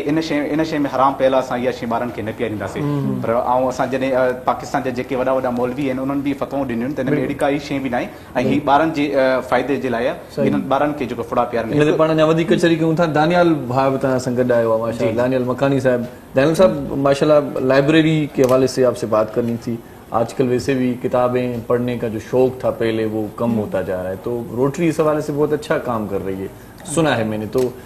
किस हवाले से कहाँ तक ये काम हो रहा है प्रोजेक्ट के हवाले बताएं थोड़ा सा अच्छा रोटरी पाकिस्तान जो है जैसा कि इन्होंने आपको बताया कि रोटरी पूरी दुनिया के अंदर है ठीक है अब रोटरी पाकिस्तान जो है इसके अंदर में एक लिटरेसी का विंग काम करता है जिसे हम RPLM कहते हैं रोटरी पाकिस्तान लिटरेसी मिशन इसके तहत हम पूरे पाकिस्तान में अब तक कोई 7 से 8 लाख किताबें हम डिस्ट्रीब्यूट कर चुके हैं जितनी भी लाइब्रेरीज है ऑल ओवर पाकिस्तान चाहे अब वो ऊपर नॉर्दर्न साइड पे हो या नीचे सिंध की तरफ हो या बलूचिस्तान में हो इसके अलावा इसी प्रोग्राम के अंडर में जो गवर्नमेंट स्कूल होते हैं हम इनको टेक ओवर करते हैं मतलब इनकी देखभाल ख्याल वहाँ पे जो बच्चे जा रहे हैं उनको जो स्टेशनरीज होती हैं जो बुक्स होती हैं ये सारी चीज़ें होती हैं इसके ऊपर जो है वो भी रोटरी बहुत फैसिलिटेट करता है इन सारी चीज़ों को अच्छा अब रोटरी के अंडर में एक और नया एक प्रोजेक्ट हमने इनिशिएट लिया है अल्हम्दुलिल्लाह उसका नाम है उड़ान बढ़ेगा पाकिस्तान बढ़ेगा पाकिस्तान अच्छा बेसिकली इस प्रोजेक्ट का मकसद क्या है मकसद तो वही है लिटरेसी को प्रमोट करना लेकिन इसके अंदर यह है कि हम जगह जगह जो लाइब्रेरीज हैं एक आपने जैसे कि अभी आपने शुरू में कहा कि बुक्स पढ़ने का रुझान कम हो गया तो हम चाहते हैं कि वो रुझान वापस आए क्योंकि आप चीज़ें जितनी भी देख लें वीडियोस जितनी भी देख लें लेकिन जब तक आप पढ़ते नहीं हैं तो वो नॉलेज और वो चीज़ें नहीं आती तो इसके तहत हमने ये किया है कि हमने हर जगह पे लाइब्रेरीज बनाने का प्लान एक सेटअप किया हुआ है इसकी इनिशियल 2 लाइब्रेरीज हमने अब तक बना ली हैं एक स्टील टाउन के अंदर और एक टंडो जाम में जो हैदराबाद से तो वहाँ पे बना लिए इसके अलावा हमारा पूरे सिंध के अंदर हमारी एक लाइब्रेरी गवादर के अंदर भी है अच्छा एक कोयटा के अंदर भी है तो हम चाह रहे हैं कि अब ये जितना ये नेटवर्क है ना इसको हम एक्सपेंड करें ताकि ज़्यादा से ज़्यादा जो किताबें पढ़ने का शौक है ना वो लोगों के अंदर आए और जो बच्चे हैं जो नहीं पढ़ पाते हैं जो अफोर्ड नहीं कर पाते चीज़ें या बहुत से लोग कर भी पाते लेकिन उनके घर इतने छोटे होते हैं कि वो वहाँ पे पढ़ नहीं पाते सुबह से तो उनको एक जगह देना जहाँ पे वो अपनी स्टडीज माहौल नहीं होता या तो घर पे पढ़ने का बच्चे या फैमिली थोड़ा सा बंदा डिस्टर्ब रहता है तो लाइब्रेरी में सारा मतलब यही ध्यान होता है कि भाई किताबें पढ़नी है तो ये अच्छा वैसे हो रहा है तो कितनी लाइब्रेरियां यहाँ पर अब तक 2 पाकिस्तान के अंदर तो इस वक्त हम सिर्फ कराची की अगर मैं बात करूं तो कोई 18 से 20 लाइब्रेरी हमारे पास इस वक्त मौजूद है। अच्छा। Mixture of park libraries, street libraries और जो अलग अलग कम्युनिटी हॉल्स के अंदर लाइब्रेरीज होती हैं वो सब मिला के। अच्छा, इसके अलावा ये है कि अगर हम खुद कोई लाइब्रेरी इनिशिएट नहीं कर सकते या कोई हमारे अलग अलग डिफरेंट क्लब्स है, डिफरेंट ग्रुप्स है, वो लाइब्रेरी खुद इनिशिएट नहीं कर सकते, तो वो क्या करते हैं, जो एग्जिस्टिंग लाइब्रेरीज होती हैं चाहे हमारी नहीं हो किसी और की हो, सही, लेकिन हम उसमें डोनेशंस दे देते हैं, लाइक शेल्फ डोनेट कर दिया, लाइक बुक्स दे दी उनको RPLM के थ्रू, बल्कि किताब में वाफर मिकदार में मौजूद है। तो और ये आपको बताता चलिए टंडो जाम वाली जो हमारी लाइब्रेरी है इसके अंदर जो असिस्टेंट कमिश्नर है हैदराबाद की उनके साथ हमारी कोलैबोरेशन हुई थी, तो ये हम गवर्नमेंट के साथ लोकल गवर्नमेंट्स के साथ भी कोलैबोरेशन करके काम करते जाते हैं। सही। डॉक्टर राजेश कुमार भी गॾु आहे। जी बिल्कुल, डॉक्टर साहब सां गॾु आहे। सर मूंखे तव्हां खां हिकिड़ो सवाल पुछणो हुयो, हाइपरटेंशन जेको आहे उहो छो पियो थिए, मतलब रीज़न छा आहे, वजह छा आहे? मतलब जीअं विटामिन ते ॻाल्हि कई, थोड़ी विटामिन से जी ॻाल्हि कई से हाइपरटेंशन ते ॻाल्हि कई। सवाल आहे जो हाइपरटेंशन जेका आहे न उहो हिकिड़ो अहिड़ो फैक्टर आहे जंहिंखे साइलेंट किलर सॾियो थो वञे। जहिड़े हिसाब सां असांजे दोस्तनि जेके न ॻाल्हि कई त असांखे लिटरेसी रेट वधाइणो आहे, यानी कि असांखे अवेयरनेस ॾियणी आहे माण्हुनि में, त असांखे ब्लड प्रेशर जे हवाले सां जेका WHO जी जेका सर्वे आहे पाकिस्तान जे अंदरि उहो जेको आहे स्ट्रॉन्ग सर्वे कोन्हे, पर जेको बि सर्वे 2 सर्वे थिया आहिनि, हिकु 90s में थियो ऐं सेकेंड 2010 में थियो। उन सर्वे जे हिसाब सां असांजे पाकिस्तान में हाइपरटेंशन अराउंड 46% ऑफ पीपल में असांजा जेके 46% of people of Pakistan they are in hypertension, specially जेके 40 सालनि खां मथे एज ग्रुप आहे उनमें हाइपरटेंशन थिए। अच्छा। ऐं उन हाइपरटेंशन जेको वर्ल्ड वाइड डेटा आहे उहा ॿुधाए थो पियो त उन 46% of people over the world wide जेका अफेक्टेड आहिनि उन मां 32% सिर्फ़ु कंट्रोल्ड आहिनि। अच्छा। त इहो केॾो वॾो गैप आहे त 46% peoples are affected and only 32% are in control range, यानी 68% ऑफ पीपल अञा बि ब्लड प्रेशर जे प्रॉपर ट्रीटमेंट खां जेका न माना महरूम आहिनि। त इन जे करे हिकिड़ी ख़ासि तौर ते मां ॻाल्हि चवणु चाहींदुसि त इनखे थोरो मॉडिफाई करे ईअं बि जेका न पेश कयो आहे त हर जेकॾहिं मेल जी ॻाल्हि कयूं था त 1 out of 4 mails and 1 out of 5 females, हर जेको आहे न माना हिकु माण्हू 5 में या हिकु माण्हू 6 में जेको आहे न माना ब्लड प्रेशर जो मरीज़ आहे। सही। त ब्लड प्रेशर खे जेको आहे न सम्झणु तमामु घणो ज़रूरी आहे। ब्लड प्रेशर जेका आहे न उहा वक़्त सां उमिरि सां या वरी जेको आहे न कुझु इनखे चइबो आहे मॉडिफेबल या नॉन मॉडिफेबल रिस्क फैक्टर जंहिंजे करे ब्लड प्रेशर थींदो आहे। तव्हांजी उमिरि वधे थी पई, तव्हांजी फैमिली हिस्ट्री आहे, तव्हांखे डायबिटीज़ आहे, तव्हांखे जेको आहे गुर्दनि जो मसइलो आहे, तव्हांजो वेट वधे थो पियो, फिजिकली इनएक्टिव आहियो, या तव्हांजी डाइट में मसइलो आहे, इन जे करे ब्लड प्रेशर थींदो आहे। त ब्लड प्रेशर एतिरो जेको ब्लड प्रेशर जंहिंजे करे, ऐं हिकिड़ी ॿी ॻाल्हि त ब्लड प्रेशर जे करे ई तव्हांजे दिलि जो या दिमाग़ जे करे जेके बि डेथ थियनि थियूं उहे 50% जेकॾहिं ब्लड प्रेशर जे करे। अच्छा डॉक्टर साहब, हिकिड़ी ॻाल्हि ॿी बि हिते पुछा कंदा हलूं तव्हां खां, त फौरी तौर ते डॉक्टर मुयसर न आहे या डॉक्टर वटि पहुची नथो सघिजे, त ब्लड प्रेशर वधी थो वञे त फौरी तौर ते मरीज़ खे छा करणु घुरिजे? फौरी तौर ते जेके न ब्लड प्रेशर चेक करण जो ज़रिए चेक त करणु खपे त ब्लड प्रेशर जेको आहे न मना आहे क्या, ठीकु आहे न। हिकिड़ी मिथ आहे, हिकिड़ी मिथ आहे जेका असांजी जेका आहे न सोसाइटी जे अंदरि, त ब्लड प्रेशर जेकॾहिं वधी थो वञे, जेकॾहिं कोई बि इंसान बेहोश थी वञे थो, कोई इंसान जेको आहे हेडेक थिए थो, कोई बि जेको आहे न माना कोई वीकनेस थिए थी, त ब्लड प्रेशर वधियल आहे। उनखे जेको आहे हिकिड़ो मिथ थींदा आहिनि त ब्लड प्रेशर वधियल आहे। त ब्लड प्रेशर पहिरियों चेक त कजे त आहे केतिरो। ब्लड प्रेशर जो नंबर जेको अॼुकल्ह जेको हे महीनो जेको आहे न ब्लड प्रेशर जे लाइ सेलिब्रेट कयो थो वञे अवेयरनेस जे हवाले सां, त हाइपरटेंशन मंथ जेको आहे हिनखे सॾियो थो वञे। त उन में जेको थीम आहे ब्लड प्रेशर जे हवाले सां, नो द नंबर कि तव्हांजो ब्लड प्रेशर आहे केतिरो। तव्हांजो ब्लड प्रेशर इमरजेंसी में जेकॾहिं घर में जेकॾहिं चेक कयो था, तव्हांखे ख़बर पए थी त 140 खां मथे आहे, या हेठियों जेको ब्लड प्रेशर आहे ॿिनि क़िस्म जो थींदो आहे। हेठि जेको मथियों उनखे सिस्टोलिक ब्लड प्रेशर चइबो आहे, ऐं जेको हेठियों हूंदो आहे उनखे डायस्टोलिक ब्लड प्रेशर। नॉर्मल माण्हू जो केतिरो हुजणो घुरिजे इहो ॿुधाईंदा? जी, इन क्लासिफिकेशन जेका ॾाढी ईज़ी आहे। कंहिं बि माण्हू जो नॉर्मल ब्लड प्रेशर 120 ऐं 80 इहो जेको आहे नॉर्मल ब्लड प्रेशर आहे। 120 खां वधे थो पियो 140 खां घटि आहे या 80 खां वधे थो 90 खां घटि आहे त उहे प्री हाइपरटेंशन या स्टेज 1 हाइपरटेंशन में अचनि था पिया। अच्छा ऐं जेकॾहिं 140 ऐं 90 खां जेको माना मथे थो पियो त उहे जेके ब्लड प्रेशर जा मरीज़ आहिनि उन्हनि में दवा खाइणु लाज़मी आहे। इहो ई त जेको आहे लाज़मी आहे, जेको तव्हांजे क्वेश्चन जे तसलसल में जेको आहे क्वेश्चन आहे त एमरजेंसी में ब्लड प्रेशर वधी वियो त छा कजे, उहो इन जे करे ई आहे त असां रूटीन में पंहिंजी डाइट ते ऐं पंहिंजी एक्टिविटी ते पंहिंजी सिहत ते ख़्यालु कोन था रखूं। ब्लड प्रेशर जेकॾहिं आहे बि सही ख़बर न आहे, छाकाणि त इहो साइलेंट किलर आहे, इन जो कोई सिम्टम न आहे, कुछ भी अलामत न हूंदी आहे, कोई भी इनजी अलामत न थींदी आहे। गुस्सो या गुस्से या कावड़ में तव्हांजो ब्लड प्रेशर वधी वेंदो, यानी उन जे करे वधी वेंदो, ब्लड प्रेशर जे करे तव्हांखे गुस्सो या उन न ईंदो। इहो थोरो सम्झण जो ज़रूरी आहे। कोई माण्हू जेकॾहिं असां वटि ख़ासि तौर ते मरीज़ ईंदा आहिनि त मरीज़नि खे जेकॾहिं चवंदा आहियूं त ब्लड प्रेशर तव्हां चेक कयो, त ख़ासि तौर ते असां वटि ईंदा आहिनि ब्लड प्रेशर चेक करे, साईं असांजो वधियल आहे, अदर तव्हां कयो केॾी महिल चेक कि सर मां जो कान सॼो ॾींहुं कमु करे जी मां थकियल मथे में सूर, मां ब्लड प्रेशर चेक कयो। या वरी जेकॾहिं मूंखे घर में कंहिं ॻाल्हि जे करे दोस्तनि सां कंहिंजी ॻाल्हि जे करे स्ट्रेस आयो, मां गुस्सो कयुमि, कोई जेकॾहिं मन अची वियो तोड़ मां ब्लड प्रेशर मां चेक कयुमि त ओॾी महिल वधियल हुयो।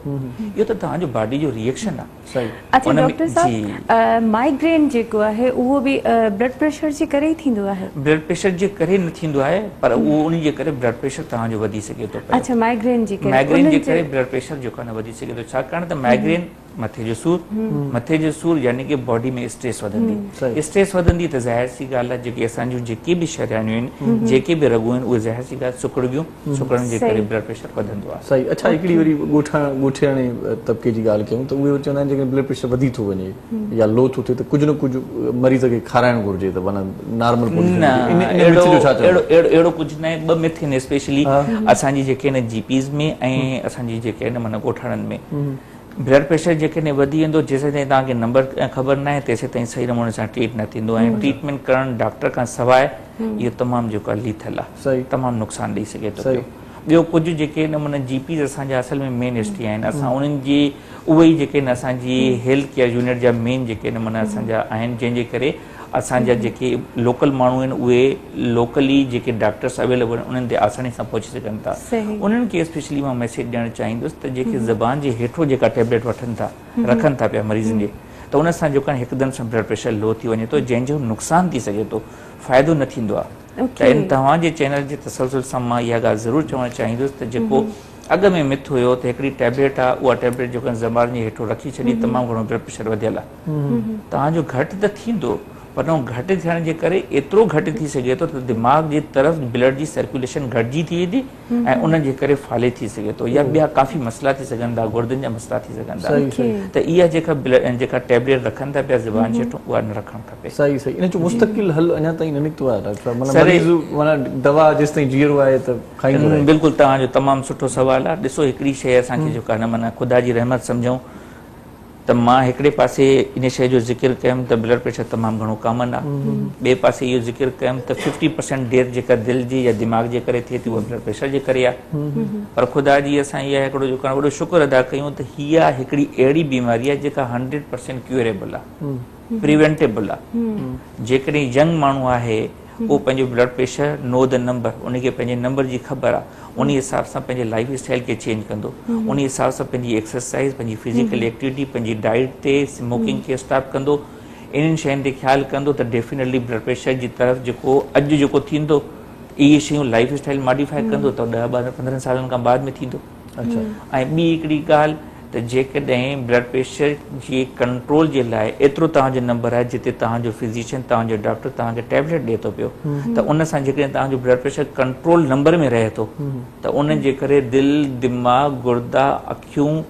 असांजी जिते जिते असांजी शरियान आहे उहे हिसा असांजा बचियल हूंदा।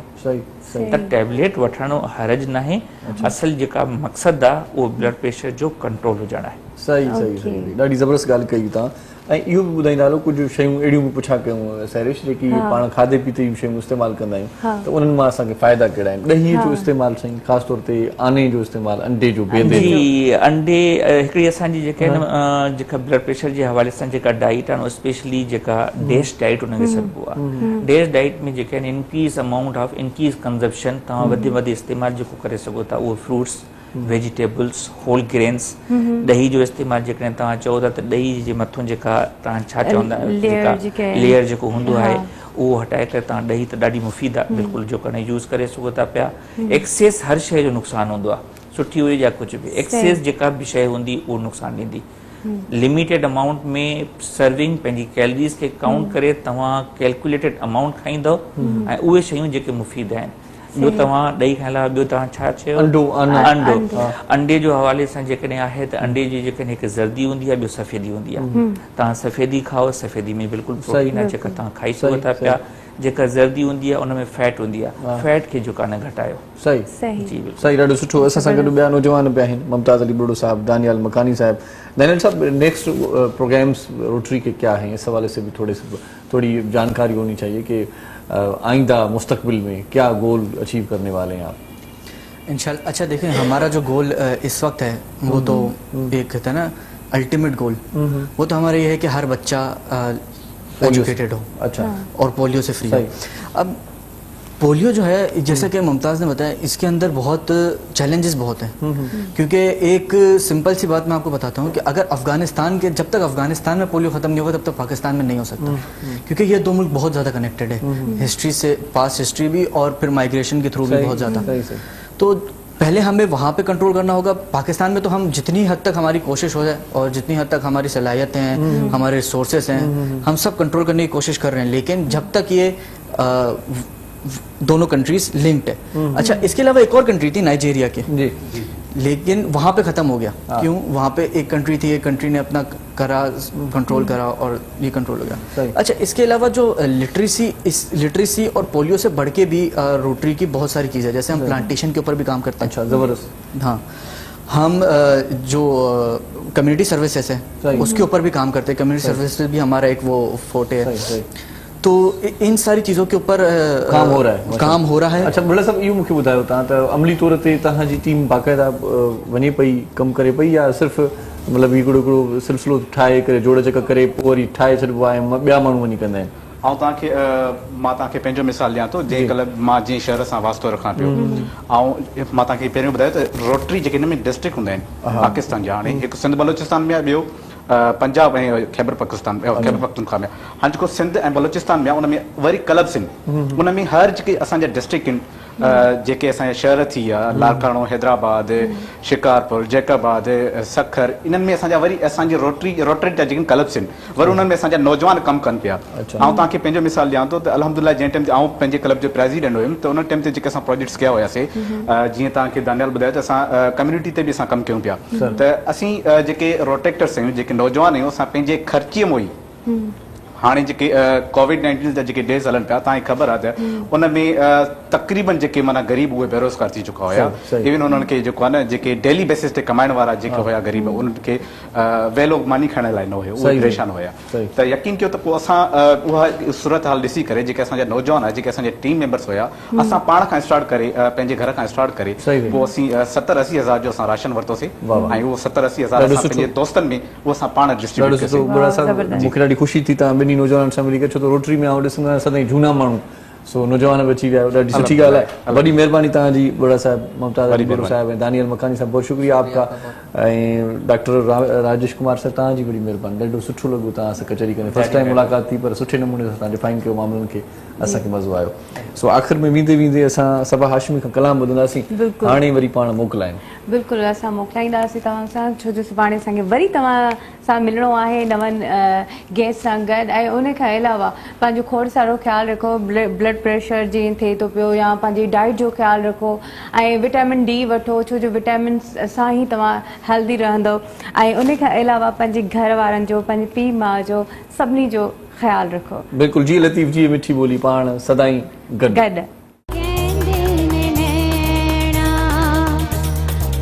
खोली रहना कहंदे ने नैना मेरे दिलदार तू कहना कहंदे ने नैना तेरे खोली रहना कहंदे ने नैना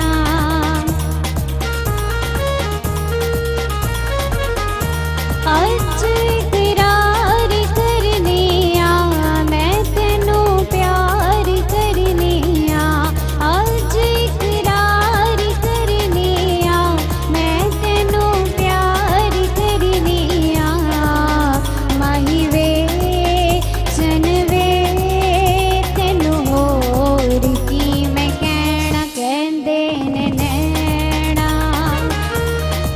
तेरे कोल रहना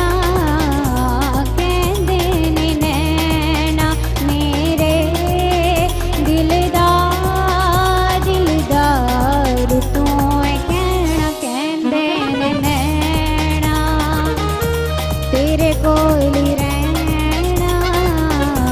कहंदे ने नैना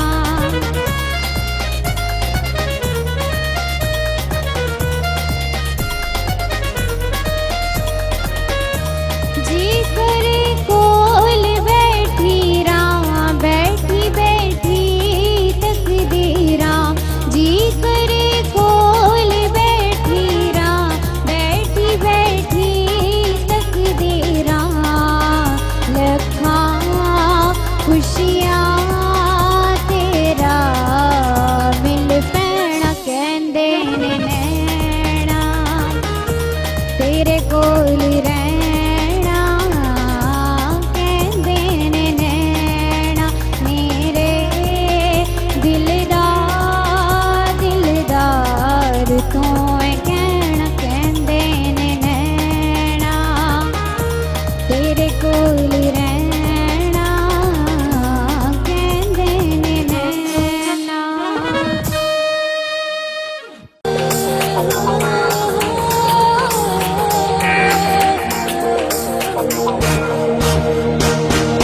सुबह सुबह जो पखी अखेर माउडरे थो